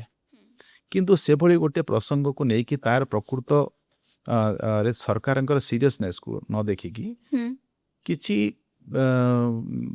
ବାହ୍ୟ ଶକ୍ତିଙ୍କ ପ୍ରରୋଚନାରେ, ଆଜି ବି ମୁଁ କହିବି ବାହ୍ୟ ଶକ୍ତିଙ୍କ ପ୍ରରୋଚନାରେ, ଯେଉଁ ଆପଣ ଯେଉଁ ପଚାରିଲେ ନା ଯେଉଁ ସଂଗଠନ ମାନେ କିଏ ଭାରତକୁ ବିକଶିତ ଭାବରେ ଦେଖିବାକୁ ଚାହୁଁନାହାନ୍ତି, ଯେଉଁ ଜେନ୍ଜି ବା ଯେଉଁ ଆମର ବନ୍ଧୁମାନେ ସେଇ ବର୍ଷର ଯେଉଁ ବ୍ୟବଧାନରେ ଅଛନ୍ତି, ଜେନ୍ଜି ଆମେ ଯାହା କହୁଛେ, ସେ ଜେନ୍ଜିକୁ ବ୍ୟବହାର କରିକି ଭାରତରେ ଗୋଟେ ବିଶୃଙ୍ଖଳା ଗୋଟେ ତିଆରି କରିବାକୁ ଚାହୁଁଥିଲେ, ଯେଉଁ ମଡେଲ କି ସେମାନେ କରିପାରିଥିଲେ ନେପାଳରେ ଆଉ ବାଂଲାଦେଶରେ। ସେମାନଙ୍କୁ ଭଡ଼କେଇକି ଯେଉଁ ଡିପ୍ ଷ୍ଟେଟ୍ର କଥା କହୁଥିଲେ, ମୁଁ ଆଜି କହୁଛି ଯେ 100% ହେଉଛନ୍ତି ସେମାନେ ଡିପ୍ ଷ୍ଟେଟ୍ ଏଜେଣ୍ଟସ୍ ଏବଂ ସବୁ ଜାଣିଲା ପରେ ବି ତାଙ୍କ ହାତରେ ଯେଉଁ ପ୍ରସଙ୍ଗ ଲାଗିଥିଲା, ସେମାନେ ସେଇ ଜେନେରେସନକୁ ବା ସେଇ ଆମର ଛୋଟ ଛୋଟ ଛାତ୍ରଛାତ୍ରୀମାନଙ୍କୁ, ଭାଇ ଭଉଣୀମାନଙ୍କୁ ଭଡ଼କେଇକି ତାକୁ ଗୋଟେ ସମ୍ପୂର୍ଣ୍ଣ ଭାରତ ସ୍ତରରେ ଗୋଟେ ପ୍ରକାର ବିଶୃଙ୍ଖଳା ତିଆରି କରିବାକୁ ଚାହୁଁଥିଲେ, ଯେଉଁଥିରେ କି ମୁଁ କହିବି ଯେ ଆଜି ବି ମୁଁ କହୁଛି ଯେ ଭାରତର ଯୁବଶକ୍ତି ଏତେ ସଶକ୍ତ ଆଉ ଏତେ ସମୃଦ୍ଧ ଏବଂ ସଂସ୍କୃତିଗତ ଭାବରେ ସେ ଭାରତ ସହିତ ଏତେ ମାତ୍ରାରେ ଜଡ଼ିତ ଯେ ସେଥିରୁ ସେମାନେ ବର୍ତ୍ତିକି ପ୍ରକୃତ ପ୍ରସଙ୍ଗ ସହିତ ରହିଲେ ଏବଂ ତାପରେ ଆମେ ଯାହା ଦେଖିଲେ ତାହା ଗୋଟେ ଅଲଗା ବିଷୟ। କିନ୍ତୁ ଏବେ ବି ଭାରତର ଯୁବଶକ୍ତି ଭାରତର ସହିତ, ଭାରତର ସଂସ୍କୃତି ସହିତ, ଭାରତର ମାଟି ସହିତ ଯୋଡ଼ି ହୋଇଛନ୍ତି। ସେଥିପାଇଁ ସେମାନେ ପ୍ରସଙ୍ଗ ପର୍ଯ୍ୟନ୍ତ ରହିଲେ ଏବଂ ପ୍ରସଙ୍ଗ ଯେତେବେଳେ ତାଙ୍କର ସମାପ୍ତ ହେଲା ସେତେବେଳେ ସେମାନେ ସେମାନଙ୍କ ସିଜେପି ଆନ୍ଦୋଳନ ସହିତ ତାଙ୍କର କୌଣସି ଲେନାଦେନା ନାହିଁ। ଆଜି ଆପଣ ଦେଖୁଥିବେ ଯେଉଁଭଳି ଭାବରେ ସିଜେପିର ଯେଉଁ ମେମ୍ବର୍ସ ମାନେ ବା ନିଜକୁ ଗୋଟେ ମସିହା ବୋଲି ସେମାନେ ପ୍ରୋଜେକ୍ଟ କରିଥିଲେ, ତାଙ୍କୁ ଆଜିର ଯୁବ ସମାଜ କିଭଳି ଭାବରେ ଗାଳିଗୁଲଜ କରୁଛି, ସେମାନେ ତାଙ୍କର ପ୍ରକୃତ ମୁଖା ସେମାନେ ହିଁ ଖୋଲୁଛନ୍ତି। ସେମାନେ ଯେଉଁ ଆସିଥିଲେ ତାଙ୍କର ଫଣ୍ଡିଂ କେଉଁଠୁ ହେଉଥିଲା, ତ ସେଇ ଯେଉଁ ଫଣ୍ଡିଂର ଏସବୁ ଜିନିଷକୁ ନଜର କରିବାର ଦାୟିତ୍ୱ ହେଉଛି ସରକାରର। କ'ଣ ସରକାର ତାକୁ କଣ୍ଟ୍ରୋଲ କରିପାରୁନି ଯେ ଗୋଟେ ବାହ୍ୟ ଶକ୍ତି ଏତେ ବଡ଼ ଧରଣର ଭାରତ ଭିତରେ ଅନରେଷ୍ଟ କରୁଛି, ତ ତାକୁ କଣ୍ଟ୍ରୋଲ କରିବା ପାଇଁ କ'ଣ ସରକାର ତ ଆପଣଙ୍କ ହାତରେ ହିଁ। ଆପଣ ଯେଉଁ କହିଲେ ନା 12 ବର୍ଷ ଭିତରେ ଆମେ ଏମିତି ଅନପପୁଲାର ଯେଉଁଟାକୁ ଆପଣ ଯାହାକୁ ବିରୋଧୀ ମାନେ କହୁଛନ୍ତି ଯେ ଦମନ ବୋଲି କୁହାଯାଉଛି, ଯେ ଏମିତି ଅନେକ ଗୁଡ଼ିଏ ନିଷ୍ପତ୍ତି ନିଆଯାଇଛି ଏବଂ ଏବେ ମଧ୍ୟ ଯେଉଁ ନିଷ୍ପତ୍ତି ନିଆଯାଇଛି, ଯେଉଁ ଏଫସିଆଇରେ ନିୟମ ଆପଣଙ୍କର ପରେ ପରିବର୍ତ୍ତନ ଯେଉଁଟା ଆମେ କହିଗଲେ, ଯେ ଏଫସିଆଇରେ ନିୟମରେ ପରିବର୍ତ୍ତନ ମଧ୍ୟ ତାର ଗୋଟେ କଡ଼ି। ଏଫସିଆଇ ମାଧ୍ୟମରେ ଯେଉଁ ବାହାର ଶକ୍ତିମାନଙ୍କଠୁ କିଭଳି ଭାବରେ ପଇସା ନେଇକି ଦେଶ ଭିତରେ ବିଶୃଙ୍ଖଳା ସୃଷ୍ଟି କରିବା, ଉନ୍ମାଦନା ସୃଷ୍ଟି କରିବା, ଯେଉଁଭଳି ଭାବରେ ଯେଉଁ କିଛି ଶକ୍ତିମାନଙ୍କର ଚେଷ୍ଟା ଚାଲିଛି, ତାକୁ ମଧ୍ୟ ଆମେ ଦମନ କରିବା ପାଇଁ ବିଭିନ୍ନ ପ୍ରକାର ନିୟମ ଆଣୁଛେ ଏବଂ ସେ ନିୟମ ମାଧ୍ୟମରେ ହିଁ ଏ ଶକ୍ତିମାନଙ୍କୁ କିଭଳି ଭାବରେ ଆଇସୋଲେଟ୍ କରାଯାଇପାରିବ, ତାଙ୍କ ମୁଖା ଖୋଲାଯାଇପାରିବ, ତାର ପ୍ରକ୍ରିୟା ଚାଲିଛି ଏବଂ ନିଶ୍ଚିତ ଭାବରେ ସେଇଥିରେ ବିଚଳିତ ହେଇକି ଅନେକ ଗୁଡ଼ିଏ ସଂଗଠନ ଯେଉଁମାନେ ପ୍ରକୃତରେ ବାହାର ଶକ୍ତିମାନଙ୍କଠାରୁ ପଇସା ନେଇକି ବାହାରର ଯେଉଁ ଭାରତ ବିରୋଧୀ ସଂଗଠନ ମାନେ ଅଛନ୍ତି ତାଙ୍କଠୁ ପଇସା ନେଇକି ଭାରତରେ ବିଶୃଙ୍ଖଳା ସୃଷ୍ଟି କରିବାକୁ ଚାହୁଁଛନ୍ତି ସେମାନଙ୍କୁ ମଧ୍ୟ ଆମେ ଆଗାମୀ ଦିନ ତାର ନିୟନ୍ତ୍ରଣ ରଖିପାରିବୁ। ଏଇଟା ଆମର ପ୍ରଚେଷ୍ଟା ରହିଛି ଏବଂ ବହୁତ ଶୀଘ୍ର ତା ଉପରେ ମଧ୍ୟ ଆମେ ପ୍ରୋଟେଷ୍ଟ କରିବାଟା ଗୋଟେ ରାଇଟ୍ ଅଛି ଆମର କନଷ୍ଟିଟ୍ୟୁସନାଲି। ତ ଯୋଉମାନେ କ'ଣ ପ୍ରୋଟେଷ୍ଟ କରୁଛନ୍ତି କେବେ ବି ସରକାର ଏଗେନଷ୍ଟରେ ସେମାନେ ସମସ୍ତେ ଏମିତି ଆଣ୍ଟି ନ୍ୟାସନାଲ ଆଉ ବାହାରର ଶକ୍ତି ଥ୍ରୁରେ ମାନେ ପ୍ରଲୋଭନରେ ଆସିକିରି ଏଗୁଡ଼ାକ କରୁଛନ୍ତି। ନାହିଁ। ଆପଣ ଠିକ କଥା କହିଲେ। ଆନ୍ଦୋଳନ କରିବା, ନ୍ୟାଯ୍ୟ ଦାବି ପାଇଁ ପୂରଣ କରିବା ପାଇଁ ଧର୍ମଘଟ କରିବା, ପ୍ରୋଟେଷ୍ଟ କରିବା, ଏସବୁ ଆମର ସାମ୍ବିଧାନିକ ବ୍ୟବସ୍ଥା ଏବଂ ଗଣତନ୍ତ୍ରରେ ତାର ମଧ୍ୟ ମୂଲ୍ୟ ଅଛି ଏବଂ ସରକାର ଅନେକ ସମୟରେ ତାକୁ ସମ୍ମାନ ମଧ୍ୟ ଦେଇଛନ୍ତି। ମୁଁ ଆପଣଙ୍କୁ ଗୋଟେ ଉଦାହରଣ ଦେଉଛି। କୃଷକ ଆନ୍ଦୋଳନ ହେଲା, ଏତେ ଲମ୍ବା କୃଷକ ଆନ୍ଦୋଳନ ପରେ ଯଦିଓ ବି ସରକାର ସେତେବେଳେ ଗୋଟେ ବିଷୟ ଥିଲା ଯେ ଇଏକୁ ସଂସଦରେ ୟା ବିଷୟରେ ଆଲୋଚନା ହେଇଛି। ସଂସଦର ସର୍ବୋଚ୍ଚ ପୀଠ ଯେଉଁଠି ପାର୍ଲାମେଣ୍ଟରେ ଆମେ ତାକୁ ଆଲୋଚନା କରିଛେ ଏବଂ ସେଠି ମଧ୍ୟ ଗୋଟେ ପ୍ରକାରର ତାର ସମସ୍ତ ଦିଗ ପ୍ରତି ନଜର ଦିଆଯାଇଛି। ତାପରେ ବି ସରକାର ସେହି ଆନ୍ଦୋଳନକୁ ସମ୍ମାନ ଦେଖିକି ସେ ନିୟମକୁ ପ୍ରତ୍ୟାହାର କଲେ ଏବଂ ପ୍ରଧାନମନ୍ତ୍ରୀ ନିଜେ କହିଲେ ଯେ ଏଇଟା ହେଉଛି ମୋର ବ୍ୟକ୍ତିଗତ ସାଧନାର କମି ଅଛି। ମୁଁ ବୋଧେ ପ୍ରକୃତରେ ସେ ସମୟ ଆସିନି ଯେଉଁ ସମୟରେ ମୁଁ ଏ ବିଷୟକୁ ଆଣିଛି, ତେଣୁ ମୁଁ ତାକୁ ପ୍ରତ୍ୟାହାର କରୁଛି। ସରକାର ମାନିଛନ୍ତି, ଆମେ ମାନିଛୁ। କିନ୍ତୁ ଆନ୍ଦୋଳନ କରିବା ଏବଂ ଆନ୍ଦୋଳନ ପାଇଁ ପ୍ରସଙ୍ଗ ନେଇକି ପ୍ରସଙ୍ଗ ବାହାରକୁ ଯାଇକି ସେଠି ଭାରତ ତେରି ଟୁକୁଡ଼େ ଟୁକୁଡ଼େ ହୋଙ୍ଗେ ଇନଶାଲା ଆନ୍ଦୋଳନ ନାରା ଲଗାଇବା, ଭାରତର ସାମ୍ବିଧାନିକ ବ୍ୟବସ୍ଥା ଉପରେ ପ୍ରଶ୍ନ ଚିହ୍ନ ଖଡ଼ା କରିବା, ପାର୍ଲାମେଣ୍ଟକୁ ଉଖାଡ଼ ଫେଙ୍କୋ, ସଂସଦକୁ ଉଖାଡ଼ ଫେକେଙ୍ଗେ, ଏଭଳି ଭାବରେ ନାରା ଦେବା ଏବଂ ଷଡ଼ଯନ୍ତ୍ର କରିବା, ଇଏ ସବୁ କୋଉ ସାମ୍ବିଧାନିକ ବ୍ୟବସ୍ଥା? ଆମର ଆଜି ପ୍ରଶ୍ନ ହେଉଛି ଯେଉଁମାନେ ରାଇଟ୍ ଟୁ ପ୍ରୋଟେଷ୍ଟ ନାଁରେ ଆଜି ଏକାଠି ହେଉଛନ୍ତି ସେମାନେ ଗଣତାନ୍ତ୍ରିକ ବ୍ୟବସ୍ଥା ଉପରେ ବିଶ୍ୱାସ ରଖିକି ହେଉଛନ୍ତି ନା ଗଣତନ୍ତ୍ରକୁ ହତ୍ୟା କରିବା ପାଇଁ? ଭାରତର ଗଣତନ୍ତ୍ର ଯେଉଁଟାକି ଆଜି ପୃଥିବୀର ଈର୍ଷାର କାରଣ ହେଇଛି।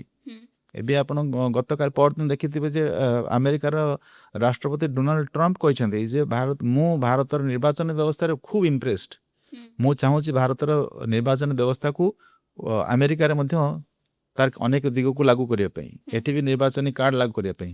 ତାଙ୍କର ସାର୍ଟିଫିକେଟ୍ ଆମର ଦରକାର ନାହିଁ, କିନ୍ତୁ ମୁଁ କହିବା କଥା ଯେ ପୃଥିବୀର ଈର୍ଷା କାରଣ ହେଇଛି ଯେ 140 କୋଟି ଲୋକଙ୍କୁ ନେଇକି ଆମେ ଡେମୋକ୍ରାସିକୁ ସକ୍ସେସଫୁଲ୍ କରାଇଛୁ। ଆଜି one of the most successful democracies in the world.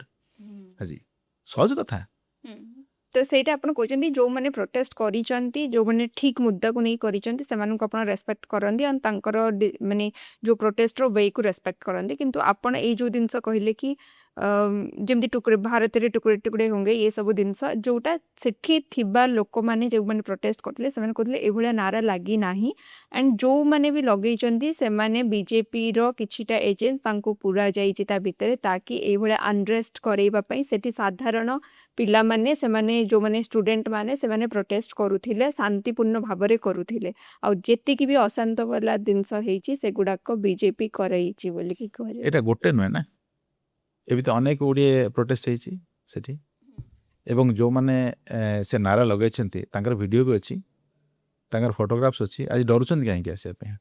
କାହିଁକି ସେ କଥା ଯେ କାହିଁକି ତାଙ୍କ ଉପରେ ଆକ୍ସନ୍ ନ ହେବ ସେଇଟା ଆପଣ ପବ୍ଲିକ୍ କରୁନାହାନ୍ତି? ମୁଁ କହୁଛି ସେ କଥା। ତେଣୁ ସେ ପବ୍ଲିକ୍ ଯେତେବେଳେ ଆସିଲେ ସେମାନେ ନେଗୋସିଏଟିଂ ଟେବୁଲକୁ ବା କଥାବାର୍ତ୍ତା କରିବାକୁ ଚାଲିଥିଲା, ସେତେବେଳେ କାହିଁକି ଏ ପ୍ରକାର ସର୍ତ୍ତ ରଖିଲେ ଯେ ଯେଉଁମାନେ କୌଣସି ପ୍ରକାରରେ କାହାରି ଉପରେ ବି ଆକ୍ସନ୍ ନିଆଯିବ ନାହିଁ, ସମସ୍ତଙ୍କ ଉପରେ ଏଫଆଇଆର ଉଡ୍ର ହେବ, ସେ କଥା ସବୁ ସାମ୍ନାକୁ ଆସିଥାନ୍ତା। କିନ୍ତୁ ଏ ସବୁଥିରୁ ବଞ୍ଚିବା ପାଇଁ ସେମାନେ ସର୍ତ୍ତ ରଖିଲେ ଏବଂ ପ୍ରଧାନମନ୍ତ୍ରୀ ମଧ୍ୟ ଉଦାର ହୃଦୟରେ କହିଲେ ଯେ ମୁଁ ସମସ୍ତଙ୍କୁ କ୍ଷମା କରିଦେବାକୁ ଚାହୁଁଛି। ରାଷ୍ଟ୍ରର ସର୍ବୋଚ୍ଚ ନେତାଙ୍କୁ, ପ୍ରଧାନମନ୍ତ୍ରୀଙ୍କ ବ୍ୟକ୍ତିଗତ ଗାଳି କରିବା ଏବଂ ତାଙ୍କ ମାଆଙ୍କୁ, ସ୍ୱର୍ଗତା ମାଆଙ୍କୁ ମଧ୍ୟ ଗାଳି କରିବା, ଇଏ କୋଉ ଡେମୋକ୍ରାସି? ଏ କୋଉ ପ୍ରକାର ପ୍ରୋଟେଷ୍ଟ? ଏଇଟା କ'ଣ ପ୍ରସଙ୍ଗ ଭିତ୍ତିକ ପ୍ରୋଟେଷ୍ଟ? ଯୋଉଠି ପ୍ରସଙ୍ଗ ଥିଲା ସରକାର ମାନିଲେ।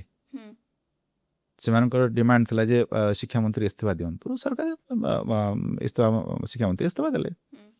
କିନ୍ତୁ ତା ଭିତରେ ଯେଉଁ ପ୍ରକାର କାଣ୍ଡ ଘଟିଲା କେବଳ ସିଜେପି ନୁହେଁ, ତା ପୂର୍ବରୁ ମଧ୍ୟ ଯେତେଟା ଘଟଣା ହେଇଛି, ସେ ଶକ୍ତିମାନ ସବୁ କିଏ? କାହିଁକି ସେ ଏଭଳି ଭାବରେ ପ୍ରୋଟେଷ୍ଟରେ ଏଇଭଳି ଭାବରେ ବିଷୟକୁ ଉଠାଉଛନ୍ତି? ପ୍ରସଙ୍ଗ ଥିଲା ସିଏ, ସିଏରେ କୋଉ ମାନେ ସେଠି କିଭଳି ଭାବରେ ଗୁଳିକାଣ୍ଡ କଲେ ସିଏ ପ୍ରୋଟେଷ୍ଟ ନାଁରେ ଯେଉଁଭଳି ଭାବରେ ପୁଲିସ ଉପରକୁ ଗୁଳି ଚଲାଗଲା ଯେଉଁଭଳି ଭାବରେ ଜଣେ ଆଇବିର କର୍ମଚାରୀ ଅଫିସରଙ୍କୁ 500 ଥର ତାଙ୍କ ଛୁରୀ ମାରି ତାଙ୍କୁ ଦିନ ଦହାଡ଼େ ରାସ୍ତା ଉପରେ ହତ୍ୟା କରାଗଲା ଇଏ ସବୁ କୋଉ ପ୍ରୋଟେଷ୍ଟ ଇମାନେ କରୁଛନ୍ତି କୋଉମାନେ ତେଣୁ ଇଏ ସବୁ ଦେଖିବାକୁ ଦେଲେ ପ୍ରସଙ୍ଗ ଅଛି ପ୍ରୋଟେଷ୍ଟ ରାଇଟ୍ ଟୁ ପ୍ରୋଟେଷ୍ଟ ଆମେ ବି ଆଜି ରେସ୍ପେକ୍ଟ କରୁଛୁ ମୁଁ ବି ସେ ଆନ୍ଦୋଳନରୁ ବାହାରିଛି ଛାତ୍ର ଜୀବନରେ ଅନେକ ଥର ରାସ୍ତା ଉପରେ ଆମେ ପ୍ରୋଟେଷ୍ଟ କରିବା ରାସ୍ତା ଉପରେ ରୋକ କରିବା ସଂସଦ ମାର୍ଚ୍ଚ କରିବା ରାଲି କରିବା ଧାରଣା କରିବା ଠୁ ଆରମ୍ଭ କରିକି ଜେଲ୍ ଯିବା ଏବଂ ତାପରେ ବି ଆମେ ପ୍ରୋଟେଷ୍ଟ କରିଛୁ ଏବଂ ପ୍ରୋଟେଷ୍ଟ କରିକି ଆମର ବିଷୟକୁ ଆମେ ସରକାରଙ୍କ ସାମ୍ନାରେ ଦେଶ ସାମ୍ନାରେ ସମାଜ ସାମ୍ନାରେ ରଖିଛୁ କିନ୍ତୁ ତା ଅର୍ଥ ନୁହେଁ ଯେ ଏ ଭାରତର ବେସିକ୍ ଫାଉଣ୍ଡେସନ୍ ଯେଉଁଟା ଅଛି ମୂଳ ରଚନା ଉପରେ ପଦାଘାତ କରିକି ଆଘାତ କରିକି ଏ ଦେଶ ବିରୁଦ୍ଧରେ ଷଡ଼ଯନ୍ତ୍ର କରିବା ଏବଂ ଦେଶକୁ ସାର୍ବଭୌମତ୍ୱକୁ ନଷ୍ଟ କଲା ଭଳିଆ କୌଣସି ଜିନିଷ କରିବା ଏ କଥା ଆମେ କେବେ କରିନାହୁଁ ଆଜି ବି କରିନାହୁଁ ଆମେ ଅନେକ ଆମେ ଭୋକ ହଡ଼ତାଳ ବି କରିଛୁ 8 ଦିନ 10 ଦିନ ପର୍ଯ୍ୟନ୍ତ ମୁଁ ନିଜେ ତାର ମଧ୍ୟ ମୁଁ ସେଥିରେ ଭାଗ ନେଇଛି 10 ଦିନ ପର୍ଯ୍ୟନ୍ତ ଅନଶନ ମଧ୍ୟ କରିଛୁ କିନ୍ତୁ ତାହା ପ୍ରସଙ୍ଗ ଭିତ୍ତିକ ପ୍ରସଙ୍ଗ ଉପରେ ଆମର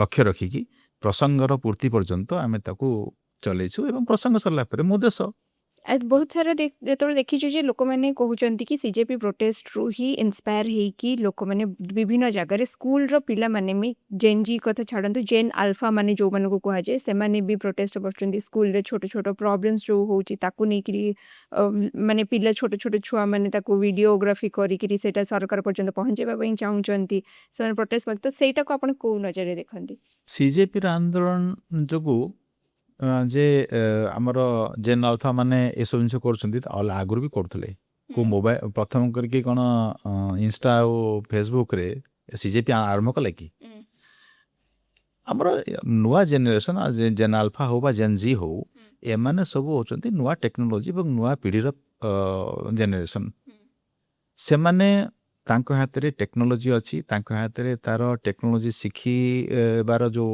ଇଚ୍ଛା ବି ଅଛି ଏବଂ ସେମାନେ ମୋର୍ ଟେକ୍ନୋଲୋଜିକାଲି ଆଡ଼ଭାନ୍ସଡ ଏବଂ ତାଙ୍କର ବିଚାରରେ ବି ଏବଂ ତାଙ୍କର ପ୍ରାକ୍ଟିସରେ ବି ତେଣୁ ସେମାନଙ୍କ ହାତରେ ଯେଉଁ ଅସ୍ତ୍ର ଅଛି ମୋବାଇଲ ଅଛି ସେମାନେ ତାକୁ ବ୍ୟବହାର କରୁଛନ୍ତି ଏଇଟା ଭଲ କଥା ଯେ ତାଙ୍କର ସୁବିଧା ଅସୁବିଧା ସମ୍ପର୍କରେ ସେମାନେ ସରକାରଙ୍କୁ ଅଫିସରମାନଙ୍କୁ ବା ସମାଜ ସାମ୍ନାରେ ରଖିପାରୁଛନ୍ତି ଏବଂ ନିଶ୍ଚିତ ଭାବରେ ଗୋଟିଏ ରେସ୍ପନ୍ସିବଲ୍ ଗଭର୍ଣ୍ଣମେଣ୍ଟ ହିସାବରେ ଗୋଟେ ରେସ୍ପନ୍ସିବଲ୍ ପଲିଟିକାଲ ପାର୍ଟି ହିସାବରେ ଜନତାଙ୍କର ଦୁଃଖ ସୁଖକୁ ଜାଣିବା ଜାଣିକି ତାର ପ୍ରକୃତ ସମାଧାନ ଦିଗରେ ତାକୁ ବ୍ୟବସ୍ଥା କରିବା ଆବଶ୍ୟକ ପଦକ୍ଷେପ ନେବା ଏଇଟା ହେଉଛି ଆମର କର୍ତ୍ତବ୍ୟ ଆମେ ତାକୁ ୱେଲକମ୍ କରୁଛୁ ସ୍ୱାଗତ କରୁଛୁ କିନ୍ତୁ ୟାକୁ ନେଇକି ଗୋଟେ ଅସ୍ଥିରତା ତିଆରି କରିବା ଦେଶ ବିରୁଦ୍ଧରେ ଦେଶର ଗଣତନ୍ତ୍ର ପ୍ରତି ଦେଶର ସାର୍ବଭୌମତ୍ୱ ଉପରେ ପ୍ରଶ୍ନ ତିଆରି କରିବା ସଂସଦ ଉପରେ ସଂସଦକୁ ଉଖାଡ଼ ଫେକୋ ତା ଉପରେ ଗୋଟେ ଅନାସ୍ଥା ଭାବ ତିଆରି କରିବା ଏଇଟା ଗର୍ହିତ ଅପରାଧ ଦେଶର ମୂଳ ରଚନାର ଏଇଟା ବିରୋଧୀ ତେଣୁ ଯିଏ ବି ଏଥିରେ କରିବ ସେ ଜେନ୍-ଜି ହଉ ଆଲଫା ହଉ କି କକରୋଚ ପାର୍ଟି ହଉ କି ଯିଏ ବି ସିଜେପି ହଉ ଯିଏ ବି ହଉ ତେଣୁ ଆମର ସେଥିରେ ସହମତି ନାହିଁ ଏବଂ ତାଙ୍କୁ ଦେଶର ନିୟମର ପରିଧି ଭିତରେ ସାମ୍ବିଧାନିକ ପରିଧି ଭିତରେ ତାଙ୍କୁ କାମ କରିବାକୁ ପଡ଼ିବ ଏବଂ ସେଥିରେ ଆପଣ ସେଥିରେ ପ୍ରୋଟେଷ୍ଟ କରିପାରନ୍ତି ଆନ୍ଦୋଳନ କରିପାରନ୍ତି ଏଥିରେ କିଛି କ୍ଷତି ନାହିଁ ଏବଂ ପ୍ରସଙ୍ଗ ଯଦି ଠିକ୍ ଥିବ ତାକୁ ସରକାର ମାନିବେ ତ ସରକାର ଉପରେ ଆଙ୍ଗୁଠି ଉଠେଇ ପାରିବେ ଜନତା ମାନେ ଯଦି ଯୋଉଟା ଏବେ ଏମିତି ବହୁତ ସୋସିଆଲ ମିଡ଼ିଆରେ ପଡ଼ୁଛି ସରକାରଙ୍କ ବିରୁଦ୍ଧରେ ଯେତେବେଳେ ବି ଯେଉଁ ଲୋକ ମୁଦ୍ଦା ଉଠାଉଛି ସରକାରଙ୍କୁ କ୍ୱେଶ୍ଚିନ୍ କରୁଛି ତାକୁ ଆଣ୍ଟି ନ୍ୟାସନାଲ କୁହାଯାଉଛି ତ ଏଇଟା ଆପଣଙ୍କ ମତରେ କ'ଣ ଯିଏ ସରକାରଙ୍କର ବିରୁଦ୍ଧରେ ନୁହେଁ ଦେଶ ବିରୁଦ୍ଧରେ କାମ କରିବ ଦେଶ ବିରୁଦ୍ଧରେ କାମ କ'ଣ ଦେଶ ବିରୁଦ୍ଧରେ କାମ ହେଲା ସଂସଦକୁ ଉଖାଡ଼ ଫେକ ଦେଶର ଗଣତନ୍ତ୍ର ବିରୁଦ୍ଧରେ ଯିଏ ଯାଇକି ଅନ୍ୟ ବାହ୍ୟ ଶକ୍ତିମାନଙ୍କ ସହିତ ହାତ ମିଳେଇବ ଯେ ବାହ୍ୟ ଶକ୍ତିଙ୍କ ପ୍ରରୋଚନାରେ ଆସିକି ଦେଶ ଭିତରେ ବିଶୃଙ୍ଖଳା ସୃଷ୍ଟି କରିବ ଯିଏ ଦେଶର ସେନାବାହିନୀ ଉପରେ ପ୍ରଶ୍ନ ଉଠେଇବ ସେନାବାହିନୀକୁ ଅପମାନିତ କରିବ ଯେଉଁମାନେ କି ଦିନ ରାତି ଆମର ସୁରକ୍ଷା ପାଇଁ ତାଙ୍କ ନିଜ ଜୀବନକୁ ବାଜି ଲଗେଇକି ଆଜି ସୀମା ସରହଦରେ ଠିଆ ହେଇଛନ୍ତି ସେମାନଙ୍କୁ ଗାଳି କରିବ ସେମାନଙ୍କ ଉପରେ ପ୍ରଶ୍ନ ଚିହ୍ନ ଠିଆ କରିବ ସେମାନେ ନିଶ୍ଚିତ ଭାବେ ଦେଶ ବିରୋଧୀ ତାଙ୍କ ଦେଶରେ ମୁଁ ତ କହିବି ସେମାନଙ୍କ ଦେଶ ଭିତରେ ରହିବାର ଅଧିକାର ହିଁ ନାହିଁ ଯିଏ ଦେଶ ବିରୁଦ୍ଧରେ ଏ ଦେଶ ମୋର ଦେଶ ମୋ ମା ତା ବିରୁଦ୍ଧରେ ଯିଏ କାମ କରିବ ଷଡ଼ଯନ୍ତ୍ର କରିବ ସେ ନିଶ୍ଚିତ ଭାବରେ ଦେଶଦ୍ରୋହୀ ହେବ ଦେଶଦ୍ରୋହୀ। ଆପଣ ଓଡ଼ିଶାର ଜନତା କି ଭାରତର ଜନତାଙ୍କର ଡେଭଲପମେଣ୍ଟ ବିଷୟରେ ଭାବନ୍ତି? ଡେଭଲପମେଣ୍ଟ ଏଇ ଭାରତର ଜନତା ନୁହେଁ ଦେଶର ପ୍ରତ୍ୟେକଟି ବ୍ୟକ୍ତିର ମୋ ନେତା ମୋର ଯିଏ ଆଦର୍ଶ ଦୀନଦୟାଲ ଉପାଧ୍ୟାୟଜୀଙ୍କ ମତରେ ଦେଶର ସମାଜର ସର୍ବଶେଷ ବ୍ୟକ୍ତି ସମାଜର ଧାଡ଼ିରେ ଠିଆ ହେଇଥିବା ସର୍ବଶେଷ ବ୍ୟକ୍ତିର ଉନ୍ନତି ନହେଲା ପର୍ଯ୍ୟନ୍ତ ଆମର ଯେ ସାମାଜିକ ଉନ୍ନତି ହେଇଛି ଏକଥା ଆମେ କହିପାରିବା ନାହିଁ। ମୁଁ ଆଜି ସେଇ ଆଦର୍ଶରେ ହିଁ କାମ କରୁଛି ଯେ କେବଳ ସମାଜର ଉନ୍ନତି ନୁହେଁ ସମାଜର ଶେଷ ବ୍ୟକ୍ତିର ସବୁଠୁ ଗରିବ ଲୋକ ଯିଏ ତାର ଉନ୍ନତି ଯେ ପର୍ଯ୍ୟନ୍ତ ହେଇନାହିଁ ତାର ବିକାଶ ଯେ ପର୍ଯ୍ୟନ୍ତ ହେଇନାହିଁ ଯେତେବେଳେ ସିଏ ବିକାଶର ଧାରାରେ ସାମିଲ ହେଇନାହିଁ ସେ ପର୍ଯ୍ୟନ୍ତ ସାମାଜିକ ଉନ୍ନତି ଶେଷ ହେଇଛି ବା ସାମାଜିକ ବିକାଶ ହେଇଛି ଏକଥା ମାନିବାକୁ ମୁଁ ପ୍ରସ୍ତୁତ ନୁହେଁ। ତେଣୁ ସେଥିପାଇଁ ଆମେ ଦିନ ରାତି କାମ କରୁଛୁ। କିଛିଟା କାମରେ ଆପଣମାନେ ବେଷ୍ଟ ହେଇଥାଇପାରନ୍ତି କିଛିଟା କାମରେ ଆପଣଙ୍କର ଯିଏ ବିରୋଧୀ ଦଳ ଥିବ ସେ ତା ବେଷ୍ଟ ହେଇଥାଇପାରେ କ'ଣ କାଲିକୁ ଯେତେବେଳେ ଆପଣଙ୍କୁ କିଛି ଜିନିଷର ହେଲ୍ପ ଦରକାର ପଡ଼ିବ ଆପଣ ବିରୋଧୀଙ୍କର ହେଲ୍ପ ନେବାକୁ ଚାହିଁବେ? ଯେଉଁମାନେ ବିରୋଧୀ ସେମାନେ ଆମର ରାଜନୈତିକ ବିରୋଧୀ। ଆମେ ଭାରତୀୟ ଜନତା ପାର୍ଟିରେ ଆମର ଆଦର୍ଶ ଆମ ସଂସ୍କୃତି ରାଜନୈତିକ ସଂସ୍କୃତି କହୁଛି ଯେ ଆମର ବିରୋଧୀ ମାନେ ଯେ ସେ ଆମ ବିରୋଧୀ ନୁହଁ ସେ ଆମ ରାଜନୈତିକ ବିରୋଧୀ ତାଙ୍କ ସହିତ ଆମର ରାଜନୈତିକ ମତାନ୍ତର ଅଛି ସେଥିପାଇଁ ସେମାନେ ବିରୋଧୀ। କିନ୍ତୁ ଦେଶ ପାଇଁ ଯେତେବେଳେ କଥା ଆସିବ ସମାଜ ପାଇଁ କଥା ଆସିବ ସର୍ବସାଧାରଣ କଥା ଆସିବ ଜନକଲ୍ୟାଣର କଥା ଆସିବ ସେତେବେଳେ ଆମେ ସମସ୍ତଙ୍କର ସାହାଯ୍ୟ ନେବାକୁ ପ୍ରସ୍ତୁତ ସମସ୍ତଙ୍କୁ ମଧ୍ୟ ଆମେ ସାଙ୍ଗରେ ନେବା ପାଇଁ ମଧ୍ୟ ପ୍ରସ୍ତୁତ। ଯେତେବେଳେ ପୂର୍ବ ସରକାର ଥିଲେ ସେମାନେ ଏମିତି ଗୋଟେ ମଡେଲ କରିଦେଇଥିଲେ ଯେଉଁଟାକି ଡିଜାଷ୍ଟର ମ୍ୟାନେଜମେଣ୍ଟକୁ ହ୍ୟାଣ୍ଡେଲ କରିବା ପାଇଁ ସବୁଠୁ ବେଷ୍ଟ ମଡେଲ ଥିଲା ଯେଉଁଥିପାଇଁ ତାଙ୍କୁ ୟୁଏନ୍ରେ ବି ତାଙ୍କୁ ସେତିକି ମାନ୍ୟତା ମିଳିଯିବି। ତ କ'ଣ ଏବେର ସରକାର କେବେ ଯାଇକିରି ରିସେଣ୍ଟ ଯେତିକି ସବୁ ଫ୍ଲଡ୍ ସିଚୁଏସନ୍ ହେଲା ଆଗକୁ ବି ବହୁତ ସାରା ଜିନିଷ ହେବ କ'ଣ ଏବେର ସରକାର ରେଡ଼ି ଅଛି କି ତାଙ୍କ ପାଖରେ ଯାଇକିରି ତାଙ୍କର ସେଇ ଯେଉଁ ମଡେଲଟାକୁ ବୁଝିବା ପାଇଁ ଏବଂ ମଡେଲଟାକୁ ଇମ୍ପ୍ଲିମେଣ୍ଟ କରିବା ପାଇଁ? ପୂର୍ବ ଆପଣ ଯେମିତି କହିଲେ ପୂର୍ବ ସରକାରଙ୍କର ମଡେଲ ତାମାନେ ଏଇଟା ସରକାରଙ୍କ ମଡେଲ ଥିଲା ନା ଏଇଟା ତ କିଛି ବ୍ୟକ୍ତିଗତ ମଡେଲ ନଥିଲା କିଏ ସୋ ଆଣ୍ଡ ସୋ ମୁଖ୍ୟମନ୍ତ୍ରୀ ଥିଲେ ତାଙ୍କର ମଡେଲ ଥିଲା ସେ ତାଙ୍କ ସାଙ୍ଗରେ ଗଲେ ତ ମଡେଲଟା ନେଇକି ପଳେଇଲେ ସେମିତି କିଛି ନାହିଁ। ଗୋଟେ ଅନୁଭବରୁ 1999 ମସିହାର ଯେଉଁ ମହାବାତ୍ୟା ପରେ ଯେଉଁ ପରିସ୍ଥିତି ସୃଷ୍ଟି ହେଲା ମହାବାତ୍ୟା ସମୟରେ ଆମର ଡିଜାଷ୍ଟର ବା ପ୍ରାକୃତିକ ଆପଦାକୁ ସମ୍ମୁଖୀନ ହେବାର ଯେଉଁ ପରିସ୍ଥିତି ଥିଲା ସେ ପରିସ୍ଥିତି ଗୋଟେ ଭୟଙ୍କର ପରିସ୍ଥିତି ସୃଷ୍ଟି ହେଲା। ଆମର ପ୍ରସ୍ତୁତି ଆମର ତା ପାଇଁ ଯେଉଁ ଆବଶ୍ୟକ ପଦକ୍ଷେପ ନେବା କଥା ସେଥିରେ ଆମେ ବିଫଳ ହେଲେ ସେଟା ଆମର ତ ନଥିଲା ସେଥିରେ ଆମେ ତ ଭୂମିକା ନଥିଲୁ ତ କଂଗ୍ରେସ ସେତେବେଳକୁ 60 ବର୍ଷ ଶାସନ କରିଥିଲା ସେଥିରେ ବିଜୁ ବି ଶାସନ କରିଥିଲେ ଏବଂ ଜନତା ପାର୍ଟିର ବି ସେଥିରେ ଭୂମିକା ଥିଲା। କିନ୍ତୁ 1999 ମସିହା ପରେ ଯେତେବେଳେ କେନ୍ଦ୍ରରେ ଭାରତୀୟ ଜନତା ପାର୍ଟିର ସରକାର ହେଲା ଗୋଟେ ସ୍ଥିର ସରକାର ତିଆରି ହେଲା ସେତେବେଳେ ପ୍ରାକୃତିକ ଆପଦା ପ୍ରତି ଗୋଟେ ସଚେତନତା ଏବଂ ତାକୁ କିଭଳି ଭାବରେ ଆମେ ଦୂର କରିବା ସମ୍ମୁଖୀନ ହେବା ତା ପାଇଁ ଆବଶ୍ୟକ ବ୍ୟବସ୍ଥାରେ କେନ୍ଦ୍ର ସରକାର ମଧ୍ୟ ବହୁତ ସିରିୟସ୍ ହେଲେ ଏବଂ କେନ୍ଦ୍ର ସରକାର ସେତେବେଳେ ସମସ୍ତଙ୍କୁ ହାତ ଧରିକି ତାଙ୍କୁ ଚଲେଇବା ପାଇଁ ଚେଷ୍ଟା କଲେ ତାଙ୍କୁ ଶିଖିବା ପାଇଁ ଚେଷ୍ଟା କଲେ ଯେ କିଭଳି ଭାବରେ ଆଗାମୀ ଦିନରେ ପ୍ରାକୃତିକ ଆପଦାକୁ ଆମେ ଗ୍ରହଣ କରିବା ପ୍ରଥମେ ଯେ it is bound to come it will come if not tomorrow ଏ ବର୍ଷ ନହେଲେ ଆର ବର୍ଷ ହେଇପାରେ ନହେଲେ ତା ଆର ବର୍ଷ ହେଇପାରେ କୌଣସି ସମୟ ହେଇପାରେ ତେଣୁ ଆମକୁ ପ୍ରସ୍ତୁତି ରଖିବାକୁ ପଡ଼ିବ। ତେଣୁ କେନ୍ଦ୍ର ସରକାରଙ୍କର ଗୋଟେ ବହୁତ ବଡ଼ ଭୂମିକା ଥିଲା ସେତେବେଳେ ଯେ ତାର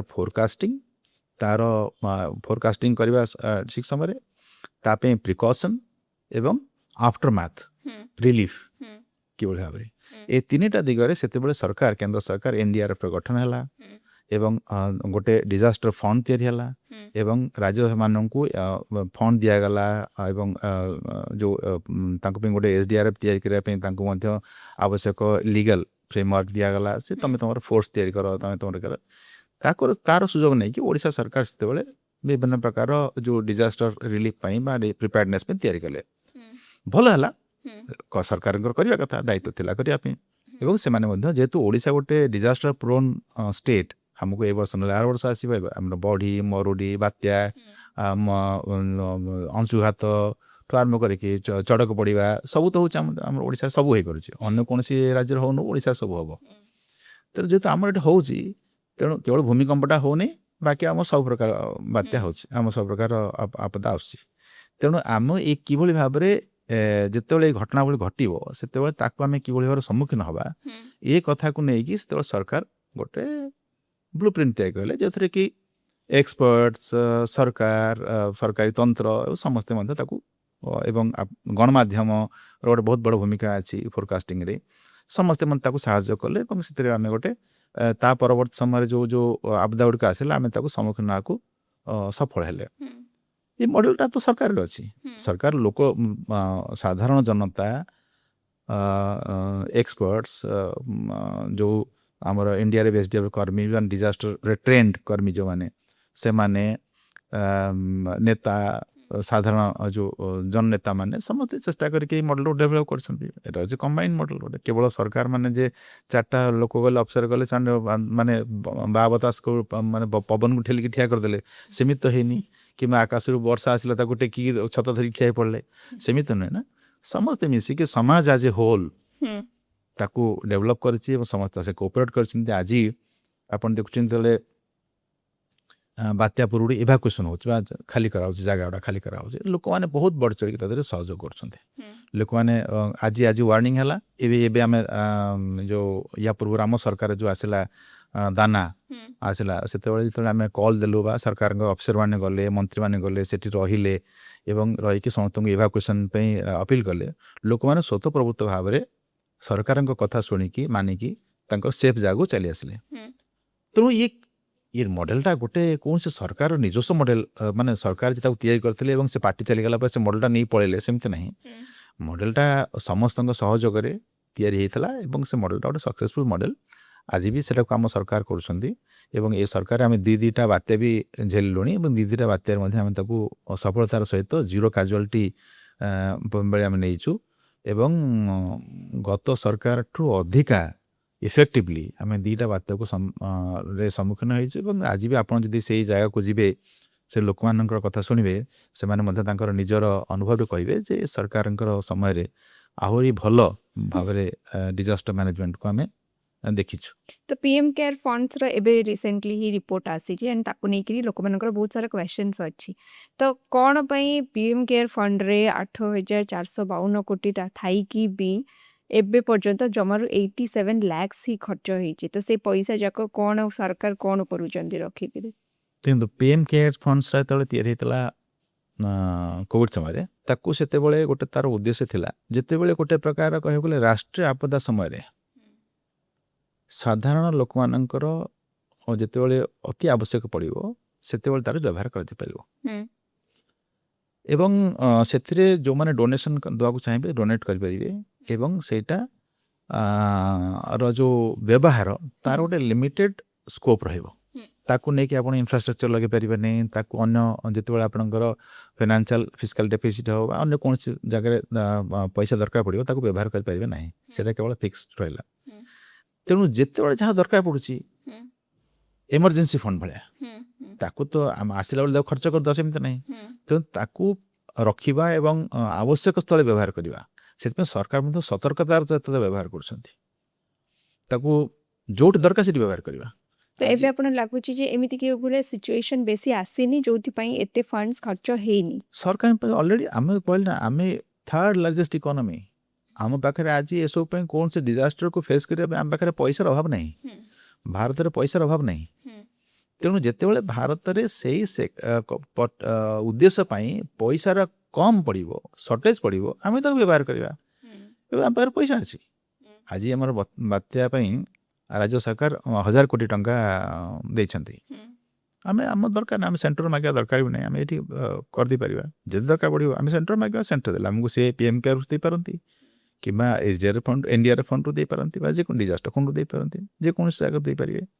ତେଣୁ ଆଜି ସେମିତି କିଛି ବଡ଼ ଆବଶ୍ୟକତା ନାହିଁ, ଆବଶ୍ୟକତା ଥିଲେ ବ୍ୟବହାର କରିବା କିଛି ଅସୁବିଧା ନାହିଁ। ଏମିତି ତ ବହୁତ ସାରା ମୁଦ୍ଦା ଅଛି, ଆମେ ଯଦି କ୍ଲାରିଫାଏ କରିବାକୁ ଯିବା ବହୁତ ଟାଇମ୍ ନେଇଯିବ। କିନ୍ତୁ ମୁଁ ଆପଣଙ୍କୁ ଗୋଟେ ଶେଷରେ ଗୋଟେ କ୍ୱେଶ୍ଚନ୍ ପଚାରିବି, ଯେତେବେଳେ ଆପଣଙ୍କ ହାତରେ ସେ ପାୱାର ନଥିଲା ସେତେବେଳେ ଆପଣଙ୍କର ସେଇ ଯୋଉ ସମାଜକୁ ଦେଖିବାର ରାଜନୀତିକୁ ଦେଖିବାର ସେଇଟା କେମିତି ନଜରିଆ ଥିଲା ଏବଂ ଯେତେବେଳେ ଆପଣ ଗୋଟେ ପାୱାରରେ ଆସିଲେ ଏବଂ ଆପଣଙ୍କୁ ଗୋଟେ ବହୁତ ବଡ଼ ଦାୟିତ୍ୱ ଦିଆଯାଇଛି ଷ୍ଟେଟ୍ର ଭାଇସ୍ ପ୍ରେସିଡେଣ୍ଟ ହିସାବରେ ତ ଆପଣ ଏବେ ରାଜନୀତିକୁ ଆପଣ ସେଇ ସେଇ ଯୋଉ ଦିନ ସିଷ୍ଟମକୁ କୋଉ ନଜରରେ ଦେଖୁଛନ୍ତି? ଏ ଦୁଇଟା ଏକ ସମାନ କଥା।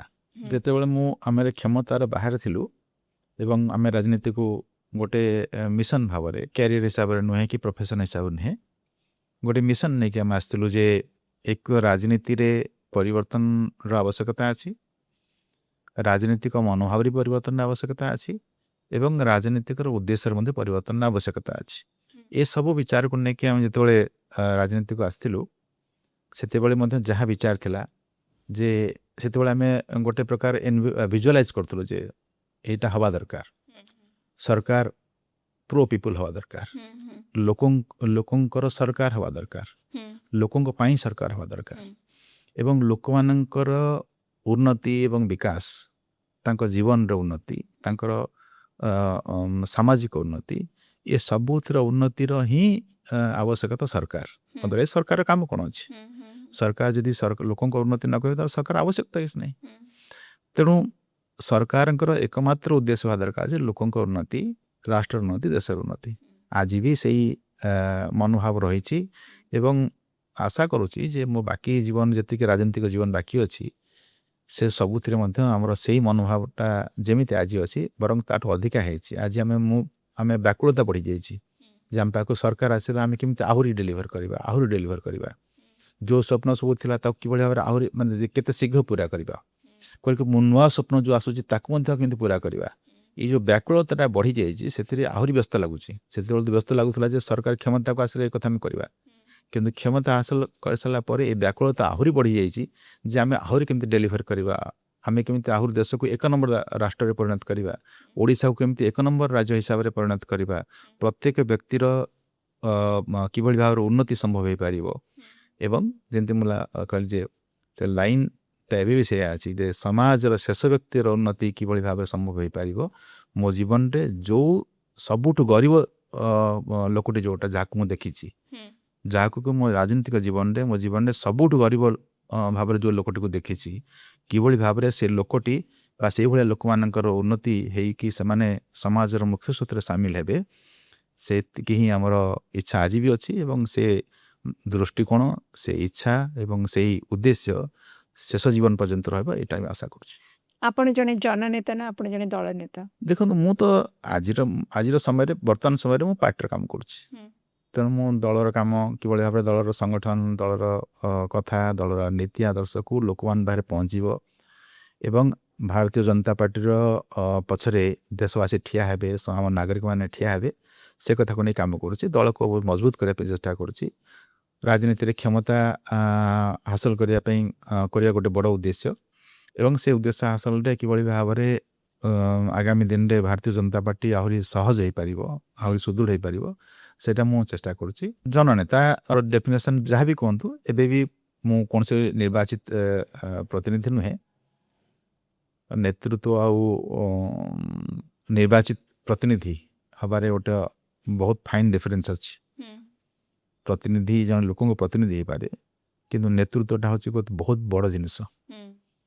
ଜଣେ ନେତା କେବେ ଇଲେକ୍ଟେଡ଼ ନ ହୋଇପାରନ୍ତି, ଏମିତି ଅନେକ ଏକ୍ଜାମ୍ପଲ୍ ଅଛନ୍ତି ଦେଶରେ।